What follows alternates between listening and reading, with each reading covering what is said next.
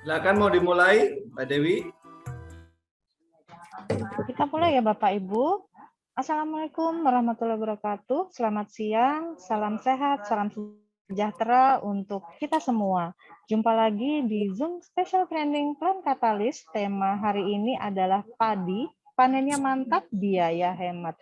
Tentu saja tidak lain dan tidak bukan menggunakan produk spesial dari CNI Plan Katalis. Nah, untuk kita memulai atau mengawali sesi pada siang hari ini, seperti biasa, mari kita tundukkan kepala kita sejenak.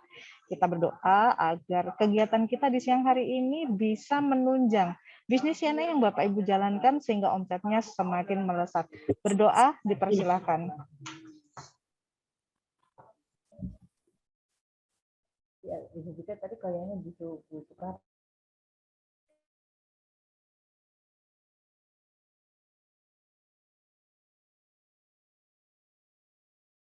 Berdoa selesai.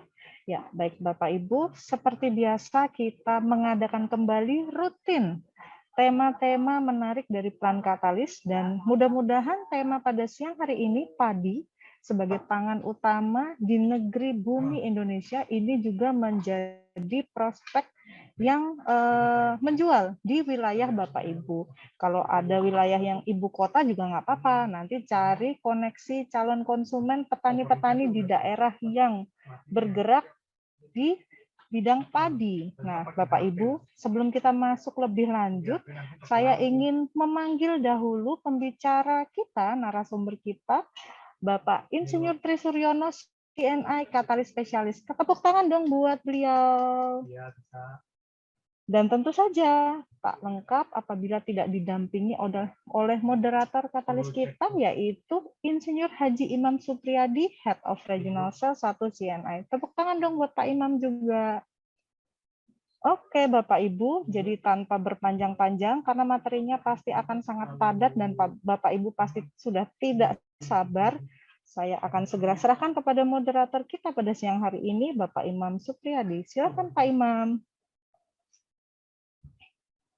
Iya, terima kasih. Tepuk tangan juga kepada Mbak Dewi yang menyiapkan acara ini, memutarkan musik tadi ya, membuat kita berbahagia pada siang hari ini. Assalamualaikum warahmatullahi wabarakatuh. Selamat siang, salam sehat, ngabsen Plan Katalis siang-siang. Iya, oke. Baik, tentunya hari ini hari sangat luar biasa. Kita jumpa lagi hari Seninnya Plan Katalis. Produk yang tentunya yang sangat unik dan perlu kita kuasai supaya kita bisa menembus pasar atau membuka pasar, menambah kenalan kita, menambah konsumen kita. Karena kita harus tambah terus konsumennya ya, supaya semakin banyak varian produk yang kita pasarkan. Belum semangat kalau belum ditanya kabarnya. Baik, apa kabar? Luar biasa baik.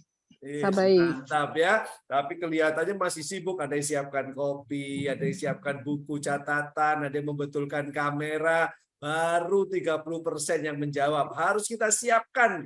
Sangat baik sekali karena ini materi yang tentu sangat bagus dipersiapkan oleh Pak Suryo, ahli kita ya. Pertanyaan kedua dan ketiga, apa kabar? Luar biasa baik. Iya, luar biasa. Tetap saja semangatnya belum 100% ya kalau belum ditanya yang ketiga kali. Ini memang khas, saya selalu selalu pelihara sapaan ini karena memang ini khasnya budaya CNI kita. Supaya kita semakin tegak menghadapi konsumen, menghadapi mitra-mitra, dan karena produk kita produk yang berkualitas. Harus kita tegakkan itu ya. Baik, siap-siap yang mau berdiri boleh ya, karena kalau Plan Katalis di lapangan harus berdiri ya. Semangatnya harus berdiri juga. Baik, apa kabar?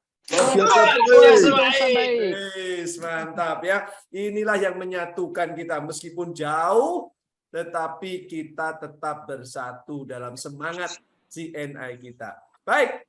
Hari ini topiknya berubah lagi, berbeda lagi karena memang negeri kita banyak sekali cabang-cabang tanaman ya.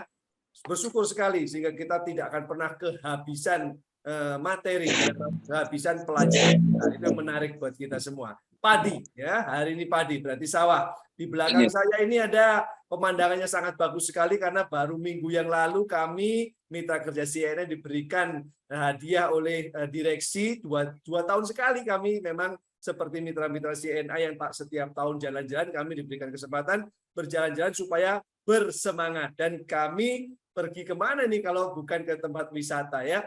Dan salah satu tujuannya adalah ke tempat ini. Inilah yang nanti Pak Surus mungkin akan juga sedikit mengulas karena kita pergi ke Bali, salah satunya ke Ubud. Ubud itu sangat terkenal dengan keindahan apa namanya alamnya dan sawahnya yang bertingkat-tingkat dengan sistem subak. Nah, ini di belakang saya abadikan, saya jadikan background hari ini. Tidak janjian Pak Suryo ternyata mengambil topiknya padi. Saya berpose di sana. Nah, sedikit hiburan sambil menambah peserta. Nah, di situ tentunya produksinya bukan padi, produksinya adalah keindahan alam untuk tempat wisata. Coba saya putarkan sedikit ya supaya menambah suasana hari ini. Apa yang kita kerjakan di sana? Yang kita kerjakan di sana adalah ini dia ya. Sebentar nih ya. Ini hiburan buat kita semua. Mudah-mudahan nanti kita punya kesempatan juga ke sana ya. Ini dia. Apa yang kita kerjakan di sana? Inilah bentuk-bentuk sawah persawahan di Bali itu dengan yang terkenal dengan subaknya. Salah satu tempat wisatanya seperti ini. Ya, kita siap-siap ya. Siap-siap tunggu lihat atraksinya.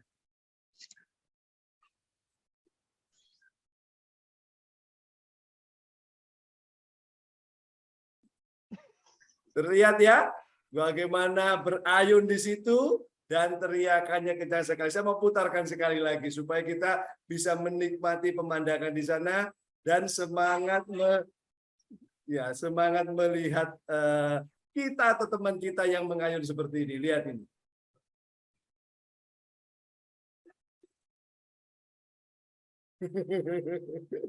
Siapa yang berani? Ini siapa? Beliau ini adalah pembicara kita Pak Suryo ya. Saya tantang, ayo Pak Suryo main menikmati keindahan alam negeri Indonesia kita. Oke, baik. Yang kedua, nah, yang kedua siapa ini? Yang kedua ini ya. Yang kedua, mudah-mudahan. Wah, suaranya kencang sekali ini ya. Oke, kita lihat siapa ini.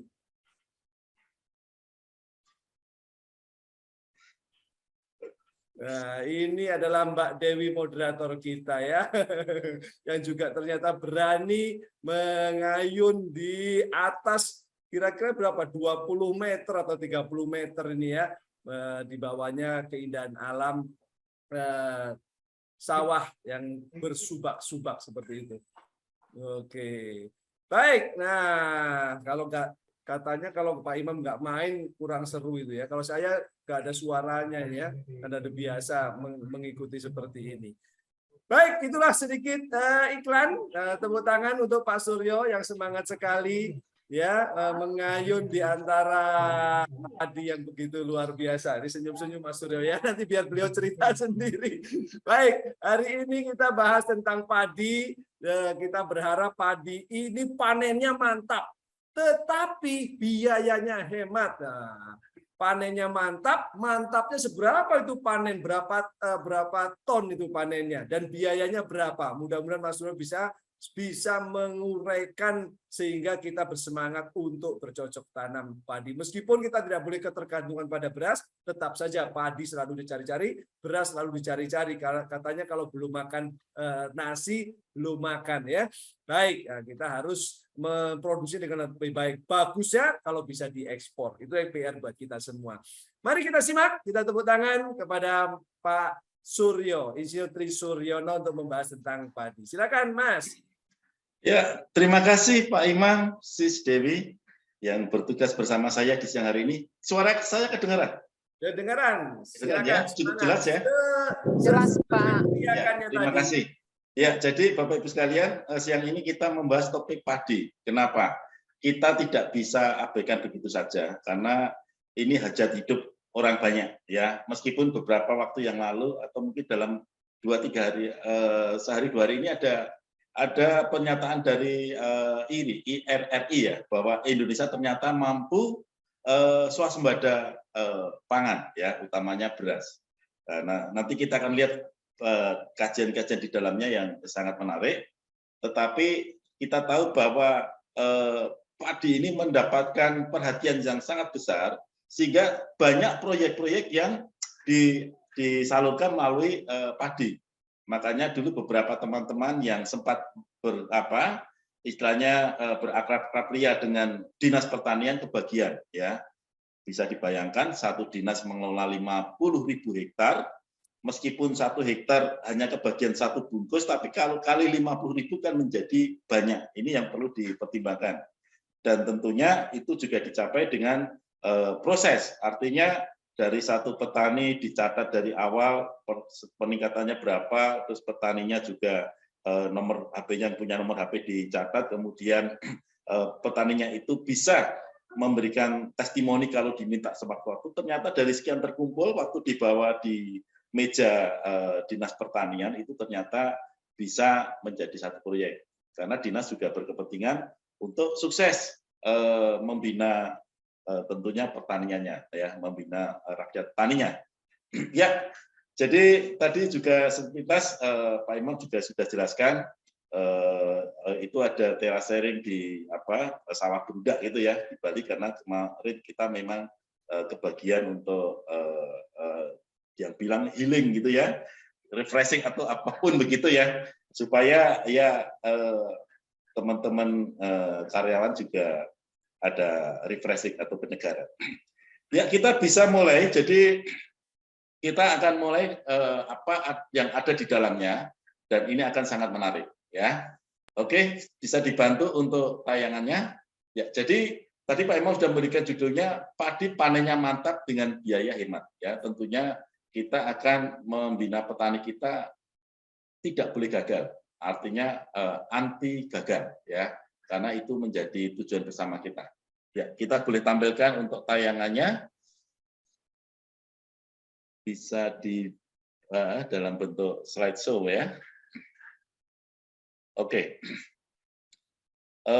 ada beberapa hal yang unik ya, meskipun kita swasembada, tentunya dengan swasembada ini kita makin berkreasi, termasuk nanti dalam pemilihan jenis berasnya. Apakah sudah bisa dipindahkan slide-nya? Sudah, belum terlihat Mas ya? Belum terlihat ya. Belum muncul, belum bergerak Pak. Belum bergerak? Oke. Belum. Coba. Ya, ya, tidak bentuk slideshow ya. Ya, jadi Nih, sudah. ya, sip, ini sudah. Ya. Jadi sebenarnya ada banyak pilihan dibandingkan yang selama ini ditanam oleh masyarakat tani itu jenisnya yang itu tentu harganya yang itu juga. Artinya harganya yang harga paling dasar. Makanya kan ada istilah harga dasar gabah, dan itu ternyata yang banyak ditanam petani ya. Memang untuk bisa mendapatkan jenis-jenis lain yang harganya jauh lebih di atasnya, ya tentunya harus ada channel ya. Misalkan di antara Bapak Ibu sekalian ada yang berkenalan dengan supplier mall atau supermarket, mereka sebenarnya mencari jenis-jenis tertentu ya. Tentunya ya yang jenisnya enak. Kalau di Indonesia kita tahu ya, beras enak di Indonesia itu yang terkenal Rojo Lele, Pandan Wangi, ketan, ada ketan hitam, ketan putih, tetapi biasanya kalau ada padi ladang ya. Tapi padi ladang ini kan jumlahnya sangat terbatas dan adanya di tempat-tempat yang masih berbatasan dengan hutan. Juga ada beras-beras impor, mestinya bisa kita kembangkan. Cuma saya pernah waktu ada pameran, itu beras Jepang, saya untuk beli bibitnya itu nggak ada sama sekali, nggak dikasih, yang dijual cuma berasnya. Waduh, ini curang misalnya. Ya, jadi ada beras yang biasa untuk sushi ya, beras dari Jepang, ada beras Arboria untuk Itali, beras basmati, wah itu favorit saya. Jadi sekali kadang-kadang saya menyempatkan sekali seminggu ke ini supaya menikmati beras basmati yang dari India. Masakannya apa namanya, nasi kebuli ya. Ada beras-beras yang lain, Calros, California, Jasmine, dan lain-lain. Pemilihannya banyak, memang yang jenis-jenis beras ini nanti ada di belakang bagaimana bisnisnya begitu ya. Karena unik, itu biarpun sedikit pun peningkatan uangnya sangat besar. Nah, kita masuk ke slide berikutnya.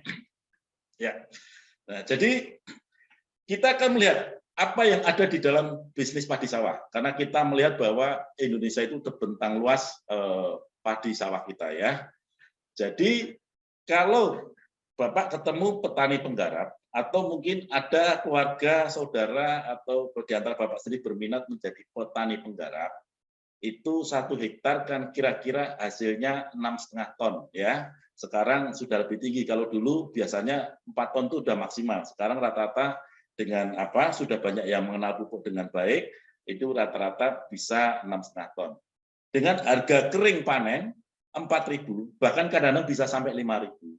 Nah, itu totalnya 6,5 kali 4.000, 26 juta. Nah, kalau Bapak menjadi atau Ibu menjadi penggarapnya, itu mendapat bagiannya 60%. Biasanya pembagian 60-40%. Kalau seandainya tidak ada air, karena musim tidak ada air, kebagiannya bisa dapatnya 70 atau 65%. Karena ada tambahan biaya mengadakan air untuk si penggarap. Nah, penggarap diuntungkan dengan tidak perlu sewa lahan. Jadi sewa lahannya dibebaskan, tetapi nanti memberikan 40% kepada pemiliknya. Ya, jadi kebagiannya berapa? 60%. Itu dengan hasil 6,5 ton itu dapat bagiannya 60% sebesar 15,6 juta. Nah, biaya-biaya yang dikeluarkan tanpa sewa tanah itu ya 10 jutaan. Nah, jadi terima bersihnya kira-kira 5,6 per juta per masa tanam. Ini untuk 1 hektar. Banyak di Jawa sawahnya tidak luas-luas, ada yang cuma 1/2 hektar, ada yang seperempat hektar ya. Tetapi kalau dikumpul-kumpulkan, kalau seperempat hektar, 4 petani atau 4 pemilik menjadi 1 hektar. Ini untuk 1 musim tanam 4 bulan mendapat 5,6 juta, gitu ya. Di bawah itu ada tebakan. Itu ada seorang wanita muda, itu pemilik atau penggarap menurut Bapak Ibu sekalian. Pasti banyak yang menebak pemilik ya. Ternyata dia penggarap ya. Saya sempat ketemu tapi versinya sedikit lebih senior ya. Yang benar dia penggarap, Mas. Bagaimana? Betul penggarap dia. Iya. Jadi saya ketemu yang sedikit lebih senior. Wih, kok ini ada orang kulitnya putih di sawah panas-panas begitu ya, pakai kacamata hitam gitu ya. Saya tanya kepada petani sekitar situ, itu siapa? Itu penggarapnya. Saya kaget. Penggarap gitu ya. Ya. Jadi penasaran saya tanya. Karena semua manggilnya ibu, ya saya bilang, ibu penggarapnya. Iya. Ibu kan tahu kalau bertani padi itu istilahnya margin untungnya kan kecil. Dia bilang, siapa bilang kecil gitu kan? Itu saya dapatnya besar. Gimana ngitungnya, Bu? Dia bilang, dari proses persiapan sampai panen saya mendapatkan semuanya. Pertama, traktor, menggunakan traktor saya. Karena memang ternyata dia punya persediaan traktor yang biasa disewakan. Oh, jadi biaya traktor itu sebenarnya sudah mendapatkan untung. Kemudian kalau manakala musimnya musim tidak hujan, harus ada pompa, dia mendapatkan biaya dari sewa pompa untuk tanah yang dia garap. Nah, mendapatkan bagiannya nanti lebih besar, 70 atau 65%. Karena musimnya bukan musim hujan atau tidak ada air. Nanti panennya itu ada alat tracernya, ternyata dia juga yang menyewakan. Jadi dari proses persiapan sampai panen saya dapat semua. Nanti kalau huler atau penggilingan saya sudah jadi, dari hulu sampai hilir dapat semua. Wah, saya terpikir, wah luar biasa. Makanya hitungan ekonominya masuk sekali begitu ya. Pantesan saya pikir ada bidadari terjebak atau tersesat di sawah ya. Rupanya memang dia sudah berhitung secara ekonomi dan itu ternyata menguntungkan kalau semuanya memang ditangani dari proses persiapan sampai dengan panennya, apalagi nanti pasca panennya kalau huler atau penggilingannya jadi. Jadi meskipun penggarap yang selama ini kelihatannya tidak mendapatkan apa-apa, ternyata dihitungannya ternyata masuk. Saya pikir hanya hitungan bagi hasilnya sangat mepet hasilnya. Ternyata tidak. Dari persiapan dapat, dari pengadaan pompa dapat, dari tracer panennya masih juga dapat. Ini salah satu contoh bisnis padi, meskipun selama ini petani penggarap, ya kalau petani penggarapnya masih yang gurem-gurem, ya tentunya hitungan ekonominya belum masuk, gitu ya. Ya, kita ke berikutnya. Ya, jadi yang lainnya ada sekarang mulai berkembang bisnis penyedia bibit siap tanam, ya.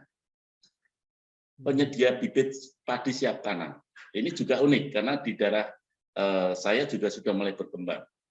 Jadi seorang seorang pebisnis yang menyediakan bibit ini modal untuk bikin pembibitannya itu 1 hektar dia membutuhkan 2,5 sampai 2,75 ton benih. Wah, beli benihnya sebegitu banyaknya karena dia hanya mau produksi benih, ya. Tetapi memang saya tanya gimana kok bisa awalnya, kan nggak mungkin besar kalau nanti nggak ada yang beli gimana? Oh, rupanya sudah ada mekanismenya.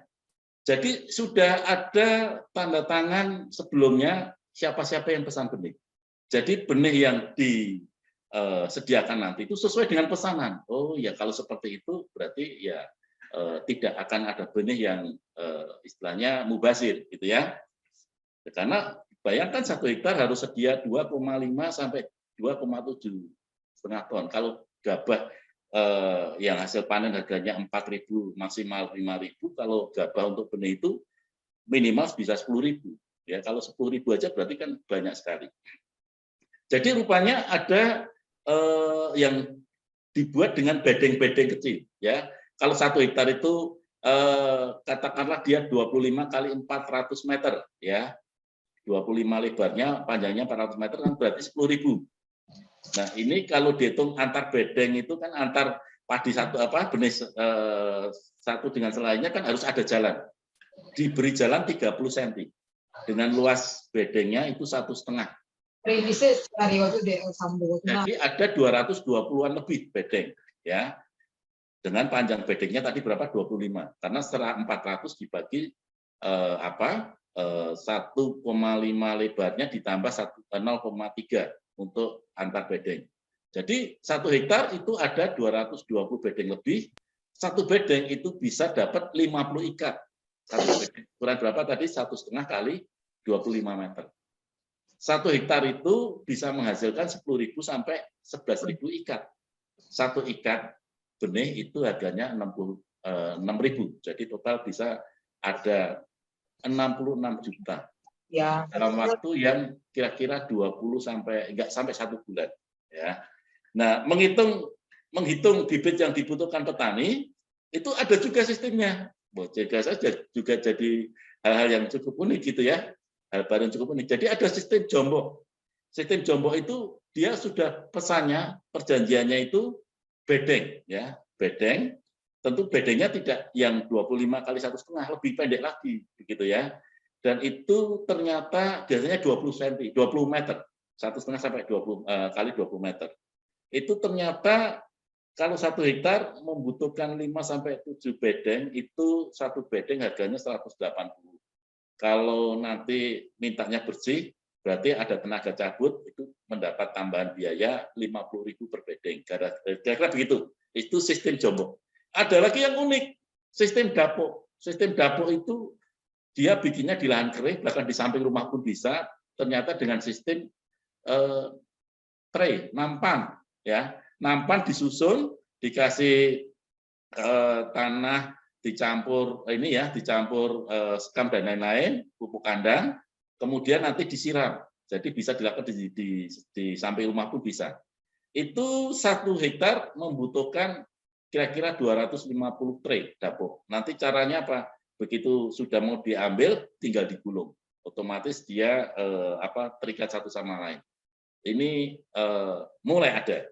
Karena banyak beberapa petani yang pengennya lahannya bersih, diolah semuanya tidak mengganggu. Jadi benihnya sudah pesan kepada yang penyedia bibit. Ya, siapa tahu ini di tempat Bapak Ibu sekalian menjadi satu pemecahan atau solusi masalah petani-petani yang tidak mau repot kalau lahannya harus menyediakan bibit sendiri, ya. Ya, berikutnya. Ini padi pot, ya, padi pot.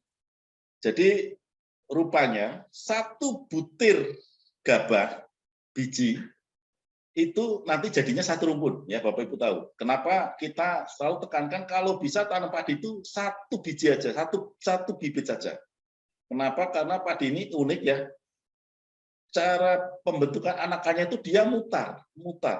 Nah, jadi kalau mutar itu tidak ada batasnya, nggak ada yang menghalangi, dia mutar terus sehingga nanti banyak sekali hanya dari 1 butir. Kalau tidak 1 boleh 2, kadang-kadang 1 sulit 2. Nah 2 itu nanti kayak rel kereta api.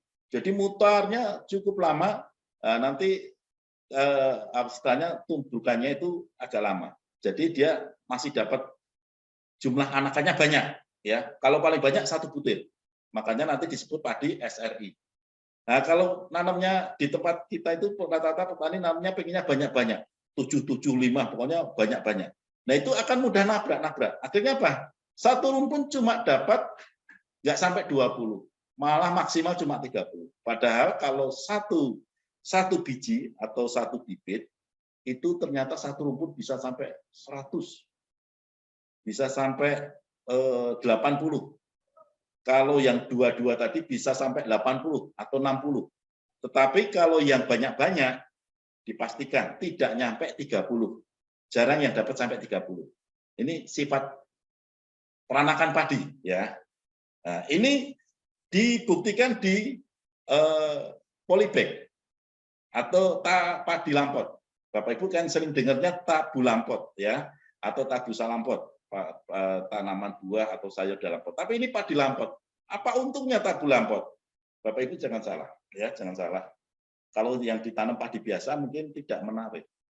Tetapi pernah waktu saya ke Palembang itu dari tim CSR-nya itu pengen memberikan ke masyarakat, tapi apa? Pengennya padi, tapi padi tidak menarik. Kemudian saya usulkan padi beras hitam, karena waktu itu kebetulan saya nanam beras hitam, akhirnya minta bibitnya, dan itu menjadi menarik. Kenapa? Kalaupun punya 1 pot atau beberapa pot padi, tapi padinya padi hitam, itu kan nilainya berbeda. Kalau padi beras putih ya beli di toko, sebelah juga ada. Ini yang unik, ya. Dan ternyata lumayan, karena kalau satu biji, 1 tanaman beranak begitu banyak, bisa mempunyai kemampuan mendapatkan berasnya sampai hampir 2,5 ton. Ya. Tetapi yang unik karena padinya padi yang unik, ya, padi hitam. Kalau padinya padi putih ya beli ke sebelah aja sekilo juga banyak, nggak habis-habis begitu, ya. Ini salah satu yang bisa dipertimbangkan kalau pengen bikin proyek di masyarakat gitu, ya, entah itu di lingkungan RT, RW ataupun kelurahan, kecamatan. Ya, berikutnya. Nah, ini kita yang perlu tahu kalau Bapak Ibu berkomunikasi dengan terutama orang-orang yang punya istilahnya penentu keputusan gitu, ya, atau decision maker. Jadi di kita Indonesia itu potensi padi itu antara 8 sampai 12 ton per hektar. Jadi kemampuan untuk menghasilkan 1 hektar itu bisa 8 sampai 12 ton, ya. Tetapi rata-rata petani ini sudah diambil angka paling tinggi. Antara 5 sampai 6, antara 5,5 sampai 6 ton per hektar. Jadi masih jauh dari potensinya. Apalagi kalau di tanah-tanah asam, ya, itu kurang dari 5 ton. Ini angkanya sudah jauh lebih tinggi dibandingkan angka 5-10 tahun yang lalu. 5-10 tahun yang lalu rata-rata petani itu maksimal 4, ini sudah 5,6 sampai 6,2. Tanah asamnya dulu cuma 2, ini sudah 5. Dan rata-rata rendemen itu Bapak Ibu tahu, ya, kalau kita menggilingkan 1 karung isi 100 kilo atau 2 karung isi 100 kilo lah, 100 kilo gabah, berapa jadi berasnya? Itu hitungan rendemen. Gampangnya seperti itu. Kalau kita menghitung dari 1000 butir berapa beratnya, itu tidak terlalu signifikan, istilahnya tidak terlalu penting. Tapi kita memakai rendemen ini untuk menghitung berapa beras yang kita dapatkan dengan menggilingkan 100 kilo gabah. Rata-rata 45 maksimal 50. Bapak Ibu bisa dapatnya di mana-mana. Kalau tanya dari 100 kilo gabah jadinya beras berapa? Paling maksimal 50%. Nah, kalau pakai plant katalis, itu kenaikan produksinya, itu kita ambil di berbagai tempat, itu rata-rata bisa sampai 2 bahkan lebih. Kita anggap saja kenaikan produksinya minimal 1 ton, ya, minimal 1 ton, karena bisa ada yang 2 ton sampai ada yang 3 ton, tapi minimal 1 ton saja per hektar. Dengan rendemen ternyata juga meningkat, artinya secara kualitas meningkat menjadi 60 sampai 72%, ya. Sehingga ini dulu yang didapatkan oleh Pak Adi Palaguna di Bali, bekerja sama dengan penggilingan, karena penggilingan itu adalah pabrik beras pensuplai di Bali, karena tertarik sekali dengan rendemen ini. Kalau selama ini tidak nyampe 50, kalau bisa dapat 60 bahkan lebih, tentu hasil berasnya makin besar dari gabah-gabah yang dia beli dari petani. Nah, sehingga sampai memfasilitasi petani untuk diberikan modal di awal, supaya apa? Gabahnya masuk ke penggilingan dia, karena dia pabrik beras waktu itu terbesar di Bali. Nah, ini gambarannya betapa plant katalis itu sangat diperlukan untuk padi kita. Memang susahnya padi ini beda dengan sawit. Kalau sawit sekali pakai, yang punya merasa peningkatannya signifikan, langsung tidak bisa meninggalkan. Apalagi harga sawit mahal. Bapak tinggal duduk tidur, Bapak Ibu tinggal duduk tidur, dicari-cari. Karena mereka membutuhkan produk ini yang nyata-nyata meningkatkan hasil TBS mereka. Kalau padi kan berbeda. Padi 4 bulan ceritanya selesai, kisahnya selesai. Dimulai kisah baru. Sudah kisah baru bagus-bagus, ternyata datang banjir, tidak jadi panen. Akhirnya apa? Putus asa. Akhirnya nggak jadi pakai produk. Ini juga tidak menolong ya. Kalau banjir ya gimana menolong? Banjirnya tergerus semua kan gitu ya. Jadi memang bedanya di padi ini kita harus selalu datangi ke petaninya. Dari panen sekarang selesai, berikutnya didatangi lagi untuk pemakaian berikutnya. Kalau tidak, ya si petani, karena saya juga sering ketemu langsung dengan petani itu, selalu keluhannya, dia tidak datang lagi. Jadi untuk apa saya pakai produknya? Saya susah nyarinya. Sudahlah, pakai yang ada atau produk yang bisa dia dapatkan. Nah, ini yang harus kita sedikit lebih rajin untuk yang mendapatkan petani-petani padi, ya. Dan ini juga ketergantungan petani kita akan urea ini tinggi. Urea ini kan kita tahu sumber nitrogen. Nah, ini sumber nitrogen ini sebenarnya mengundang hama penyakit. Makanya program pemerintah sekarang itu bagus, alat-alat untuk motong padi itu menyisakan jerami banyak, supaya jeraminya itu nanti kembali ke tanah. Dan kalau ada jerami-jerami yang Bapak Ibu memang potong dikumpulkan, itu jangan dibakar. Ya, dikomposkan saja supaya menjadi alternatif nitrogen atau istilahnya unsur HRN, ya, karena kalau dari jerami itu relatif lebih aman ya dibandingkan yang dari urea, ya. Urea itu tadi karena bentuknya memang nitrat ya. Jadi cepat sekali, tetapi nanti di tanaman itu agak sedikit rentan terhadap penyakit. Ya, ya. Ke tayangan berikutnya. Ya. Nah, tentu ini menjadi harapan para petani kita yang Bapak Ibu sekalian perlu untuk mewujudkan harapan mereka. Ya, harapan petani kita wujudkan. Apa itu? Tentunya pengennya mendapatkan produksi yang tinggi. Bagaimana cara menggapainya? Yang kedua, kalau bisa tadi sesuai dengan judulnya, biayanya hemat atau rendah. Yang ketiga, kualitasnya bagus. Ya, kalau belum bisa jenis berasnya, paling tidak kualitasnya. Supaya apa? Supaya harganya meskipun beda ratus rupiah gitu ya, 400-500 rupiah, tapi kalau kali 1 ton kan juga cukup berasa. Ya, dengan kualitas yang bagus, harapannya tentu untuk mendapatkan harga jual yang baik, yang tinggi. Ini harapan petani yang kita wujudkan. Karena kita punya produk yang menjadi solusinya untuk bisa petani mencapai harapannya. Ya, berikutnya. Nah, tetapi yang ada yang dialami oleh petani, saya sudah mupunya banyak, tapi hasilnya tidak nambah banyak. Masalahnya di mana ini, gitu ya? Yang kedua, kadang-kadang padinya masih muda, masih umur berapa minggu, 3 minggu, 1 bulan, tetapi ternyata harus disulam semua karena ada merah-merah atau warna kuning. Ya, itu penyakit. Nah, itu ternyata bukan semata-mata penyakit ya.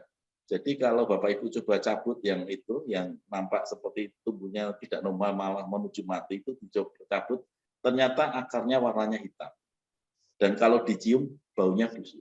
Artinya akarnya ini keracunan ya. Jadi keracunan itu bisa menyebabkan penyakit. Kemudian juga kondisi yang meracun ini menimbulkan penyakit, ya. Jadi bisa oleh penyakit, bisa menimbulkan penyakit. Nah, ada apa namanya kalau yang masih muda ini disebutnya padinya merah begitu ya. Nanti sudah dirawat dengan baik, ternyata sudah mulai dewasa datang penyakit yang lain, belas, ya. Kemudian sudah tinggal menunggu panen datang penyakit potong leher. Jadi banyak sekali yang menyebabkan petani ini gagal untuk panen dengan baik. Bahkan yang kita sering dengar, puso, gagal panen. Wah, itu bisa dibayangkan sudah sekian besar biaya keluar ternyata gagal panen. Ya, ini tentu membuat menjadi PR kita bersama ya untuk bisa mengajak petani kita lebih baik lagi. Jadi itu penyakit, ada lagi hama. Ya, Bapak Ibu kenal ada sundet, ada beluk, ya. Jadi hama itu yang kelihatan mata. Kalau penyakit itu tidak kelihatan mata binatangnya, tetapi dampaknya, gejalanya itu nampak. Ya, seperti tadi akarnya busuk, kemudian padinya menguning atau merah.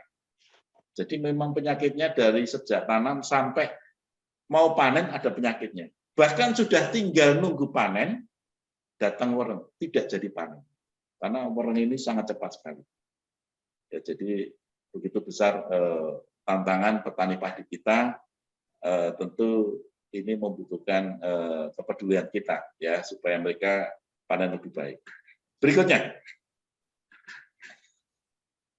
Ya. Jadi ini salah satu contoh yang Bapak Ibu bisa menjadi bahan komunikasi atau berbincang dengan petani. Kenapa? Kalau musim tanam kedua itu selalu banyak masalahnya. Beda dengan musim tanam pertama. Ya, musim tanam pertama itu setelah kemarau, mulai tanam padi, kayaknya nggak banyak penyakit, gitu ya. Tetapi begitu tanam yang kedua, ternyata banyak sekali masalah, entah penyakit, hama dan lain-lain. Nah, ini faktanya. Yang terjadi pada musim tanam kedua, kenapa banyak masalah? Pertama, biasanya alasannya saya harus cepat-cepat tanam lagi. Kalau tidak nanti tidak ngejar airnya, karena sumber airnya terbatas, gitu ya. Jadi apa yang terjadi? Begitu panen, langsung segera diolah, langsung dibajak. Nah, langsung dibajak. Pembenihan bahkan biasanya kalau bikin sendiri disiapkan sebelum panen sudah bikin pembenihan. Ya, jadi supaya begitu panen langsung bisa dibajak, langsung bisa ditanam. Jadi jarak dari panen sampai tanam itu kurang dari 1 bulan. Nah, ini istirahatnya kurang. Kenapa? Karena ternyata ada proses yang tidak bisa dilewati, tidak bisa ditinggal, harus dilewati. Proses itu pembusukan tunggak dan jerami. Itu tidak bisa diabaikan, itu pasti terjadi. Dan pembusukan ini terjadi kalau secara alami itu lambat. Puncaknya pada minggu ke-6 sampai ke-8. Nah, sehingga kenapa tadi padi mudanya warnanya merah, kuning, terus mati. Sehingga sering sekali banyak yang sampai tanam ulang. Ya, karena di dalam tanah ini sedang terjadi proses pembusukan. Ya, pembusukan tunggak dan sisa-sisa jerami. Ya, di situ ada panas, kemudian asamnya meningkat, oksigennya juga dipakai oleh si mikroba pengurai. Sementara akar padi sebenarnya juga membutuhkan oksigen. Jadi yang terjadi adalah keracunan. Makanya tadi coba dicabut, akarnya busuk, tanaman sampai dengan mati. Ya. Jadi ada faktor asam di sini yang menjadi momok bagi bibit yang baru ditanam. Kita bisa bayangkan bayi, istilahnya kita tanam bibit padi itu kan masih bayi. Pada lingkungan yang sangat buruk, lingkungannya itu asam. Bisa dibayangkan betapa menderitanya ya bibit padi kita itu. Dia masih bayi harus berjuang dengan asam di sekelilingnya, asam dalam tanah tempat dia tumbuh. Berikutnya, ya jadi kalau ditelusur dari penyebab masalah yang terbesar, tentunya lingkungan yang asam, ya bisa diukur dengan dengan pH paper atau menggunakan kalau ya sudah punya pH tester ya. pH tester kita sarankan kalau mau mengadakan sekalian yang standarnya standar sains ya, standar standar ilmiah itu ya. Teman-teman sudah banyak yang punya karena kalau di sawit ini sangat meyakinkan untuk dipraktekkan di depan pemilik kebun ya. Apa yang terjadi kalau lingkungan asam itu tanaman akan merana. Tanaman yang tumbuh di atasnya akan merana. Beberapa pohon saja tidak kuat kan begitu. Karena lingkungan asam ini tadi meracuni akar, kalau dicabut akarnya hitam busuk.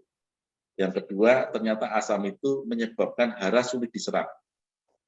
Jadi pupuk yang kita berikan tidak diserap. Kita sebenarnya banyak buang pupuk. Nah, ini yang akan kita coba efektifkan lagi supaya pupuk yang diberikan, makanan yang diberikan ke tanaman padi kita itu seluruhnya diserap dengan baik. Yang ketiga, asam itu rumahnya hama penyakit atau habitatnya hama penyakit berkembang.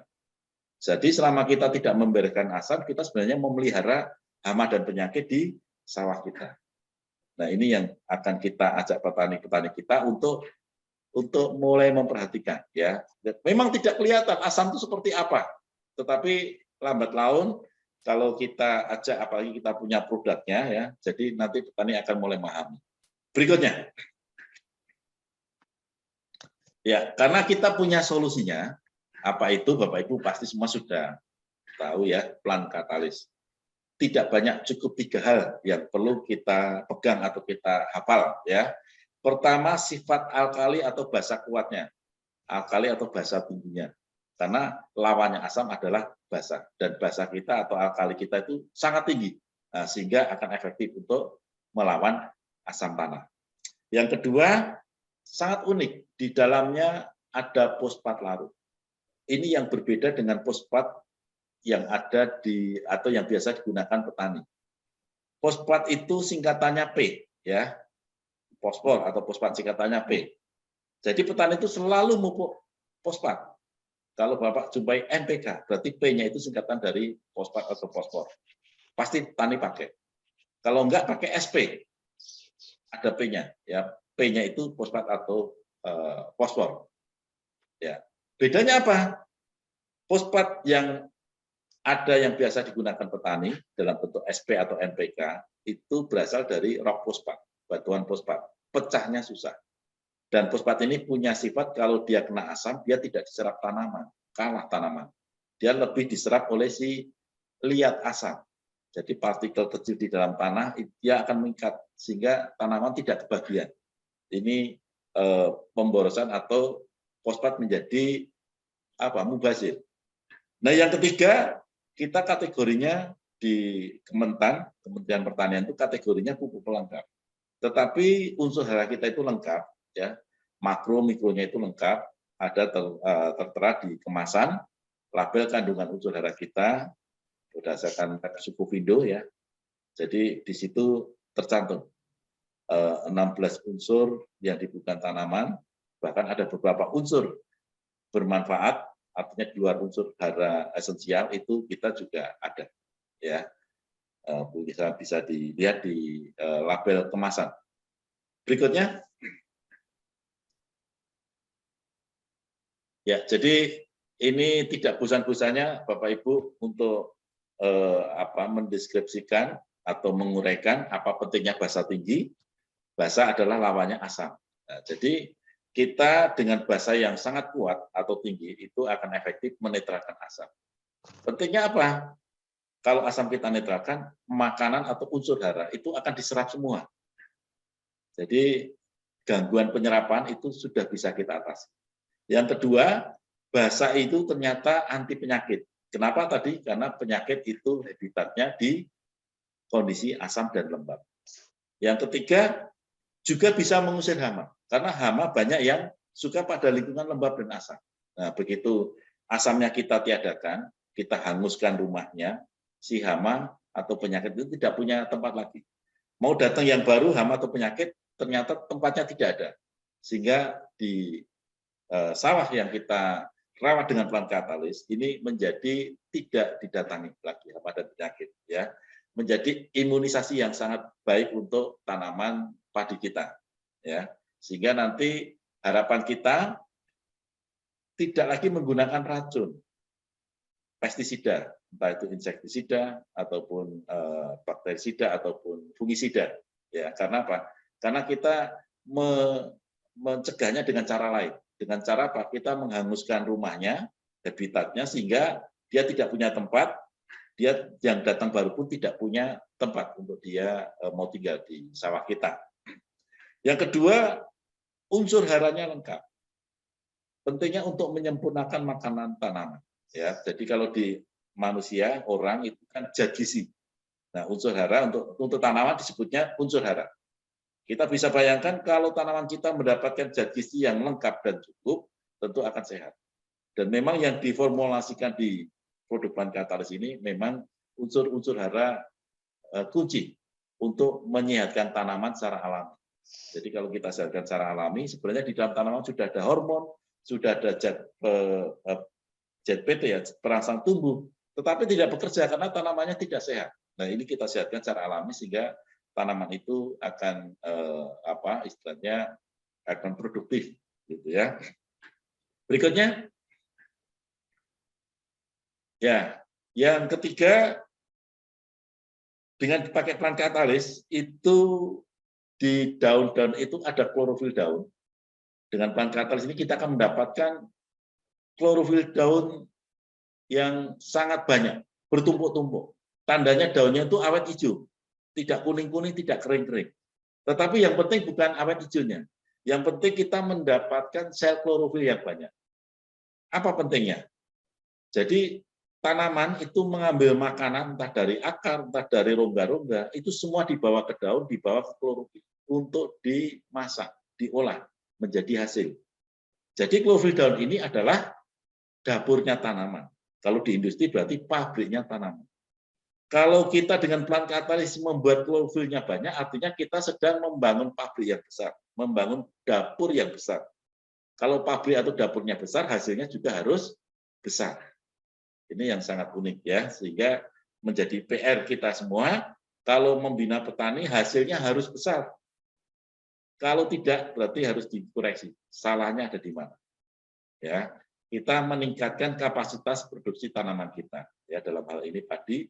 Yang kedua, karena tadi unsur haranya lengkap, itu secara kualitas itu juga akan meningkat. Setidaknya dari bobotnya berbeda, dari rendemennya berbeda. Ya, Bapak Ibu bisa lihat di samping itu diukur dari 100 kilo, dari 100 kilo gabah digilingkan itu dapat berapa? 25, 24, 74 kilo beras. Padahal biasanya tidak sampai 50. Jadi tambahan berasnya besar. Nah, makanya yang tadi pabrik beras yang ada di Bali tadi berminat pakai plant katalis karena apa? Meningkatkan rendemen atau kualitas hasil berasnya yang bertambah signifikan, ya, bertambah sangat nyata. Yang keempat, ada fosfat laut yang berbeda dengan fosfat yang didapatkan tadi apa pada pupuk-pupuk yang ada atau yang biasa digunakan petani seperti NPK dan SP. Fosfat di dalam plant katalis itu mudah larut. Kena basahnya tanah larut, apalagi kena air, dia langsung larut. Dan yang unik, karena kerjasama dengan basa kuatnya, basa tingginya yang membereskan asap, sehingga tidak ada pengikat yang lain. Tidak ada musuhnya lagi siapa? Liat asam. yang menyebabkan tanaman tidak kebagian karena sudah dibereskan oleh apa? Basa kuatnya. Sehingga fosfat atau fosfornya bisa langsung diserap seluruhnya oleh tanaman. Dan ini penting. Fosfat itu untuk membentuk bunga dan buah, tetapi yang pertama adalah membentuk perakaran. Nah, sehingga kita akan mendapatkan perakaran tanaman kita itu menjadi berkembang dengan baik. Kalau dilihat dari gambar di samping itu, perakarannya menjadi lebih dalam. Ini penting untuk apa?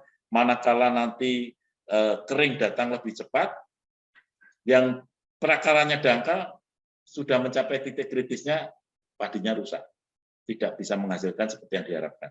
Sementara dengan perakaran dalam yang kita bentuk, pada kondisi yang lain padi sudah pada rusak, kita masih banyak sisa akar di dalam yang mampu menyerap air, mampu menyediakan air untuk tanaman. Karena kita tahu kebutuhan utama tanaman itu ya air, ya. Jadi kita akan mendapatkan tanaman kita itu tahan kekeringan, jadi tidak akan terjadi stres, mencegah stres, dan beberapa tanaman yang dipetik berulang-ulang itu masa produktifnya menjadi panjang. Ya, berikutnya. Ya, jadi bagaimana pemakaiannya? Sederhana saja. Pertama, bibit atau benih atau biji gabahnya itu direndam.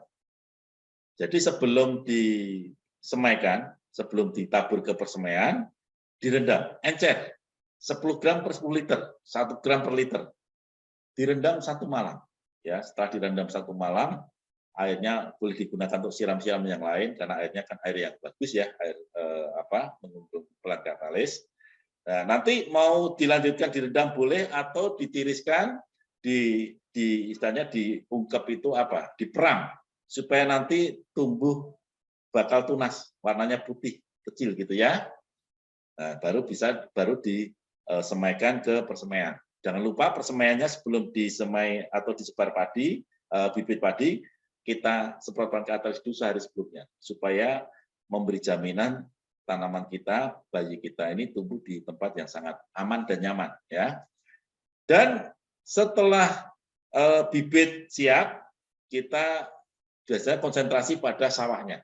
Nah, sebelum tanam atau H-1 besok tanam, sekarang kita berikan semprot atau tabur 1,5 sampai 3 kilo plant katalis per hektar.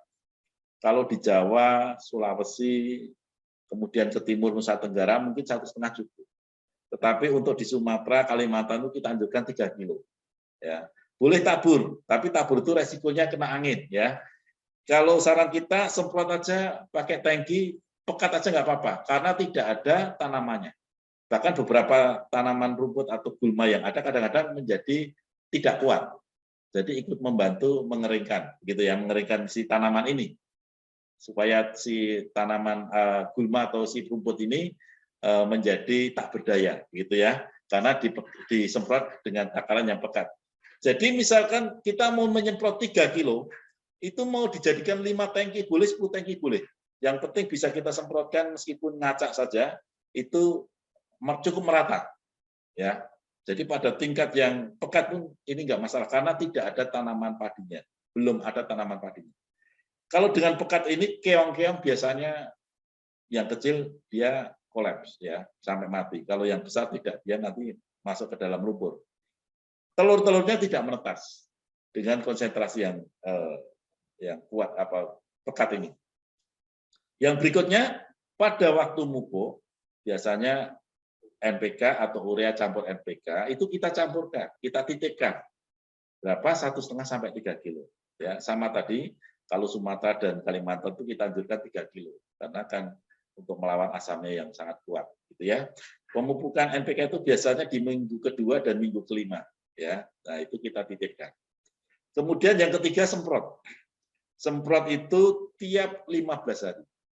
15 hari, 30, 45, 60, dan nanti yang 70 itu mulai mengisi. Biasanya ada yang 70, ada yang 75 hari. Dan ingat, kalau di persemaian, berarti masih bayi, itu nyemprotnya encer dulu. Seperti sayur, daunnya masih lemes. Berarti berapa? 1 sendok atau 10 gram untuk 10 liter air. Nah, kalau sudah di sawah, sudah kuat, itu 2,5 sendok atau 25 gram per 10 liter air. Dan menyemprotnya ingat tidak boleh siang hari panas terik. Nyemprotnya pagi sebelum jam 10 atau di atas jam 3 sore. Nah, itu ada beberapa gambar merendam padinya. Kalau zaman dahulu kan ada ukurannya, telurnya melayang gitu ya. Artinya tekanannya cukup. Tapi saya kira benih padi ini sudah cukup berat, jadi biarpun ditambahkan larutan biasanya tetap dia tenggelam. Kalau yang benih baik, karena kita akan pilih benih yang tenggelam saja yang ditanam, yang mengapung tidak perlu ditanam. Ya.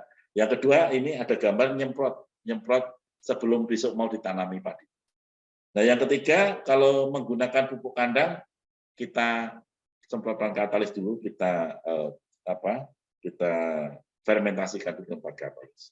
Kemudian pada waktu memupuk NPK kita bisa titipkan, campurkan. Nah, selanjutnya penyemprotan tiap 15 hari. Ya, berikutnya. Nah, ini secara detailnya ya untuk padi di sawah. Tadi sebelum tanam, kalau di teman-teman di Sulawesi itu banyak yang tabela. Nanti sudah siap lahannya, dimasukkannya bukan ditancap benih padi, tetapi dimasukkan biji atau benih atau gabahnya. Biasanya menggunakan alat yang luar biasa. Teman-teman di Sulawesi ini sudah bisa bikin alat untuk nanamnya itu otomatis ya, semi manual begitu ya. Tarik dia keluar gabahnya, tarik keluar gabahnya pada tempat-tempat yang ditentukan sambil berjalan gitu. Jadi yang sangat penting sebelum tanam atau sebelum tabur benih langsung itu kita beri katalis, dianjurkan disemprot saja pekat ya 1 hari sebelumnya 1,5 sampai 3 kilo. Ingat untuk yang di Sumatera dan Kalimantan disarankan 3 kilo, terutama untuk yang pertama. Kenapa ini sangat penting untuk menetralkan asam? Kita ingat bahwa benih ataupun bibit padi yang kita tanam itu seumpama bayi kita. Kita akan meletakkan pada tempat yang seaman dan senyaman mungkin. Nah, kalau kita berikan perlakuan sebelum tanam, sehari sebelum tanam ini, kita sudah menyiapkan tempat yang seaman dan senyaman mungkin untuk bibit ataupun benih padi kita. Jangan sampai benih padi kita disuruh berjuang ya, melawan kerasnya alam. Karena di situ ada asam yang sangat meracuni ya. Nah, kemudian setelah aman ditanam, kalau tabela berarti dalam bentuk biji atau gabah. Nah, setelah ditanam atau setelah tabela itu biasanya ditambahkan 10 hari ya. Jadi nanti nyemprotnya kalau mulai 15 hari berarti ditambah 10 hari. Karena kan kalau bibit itu kan sudah jadi. Kalau tabela dari gabah tumbuh menjadi bibit itu kan butuh waktu. Nah, ini biasanya ditambahkan 10 hari.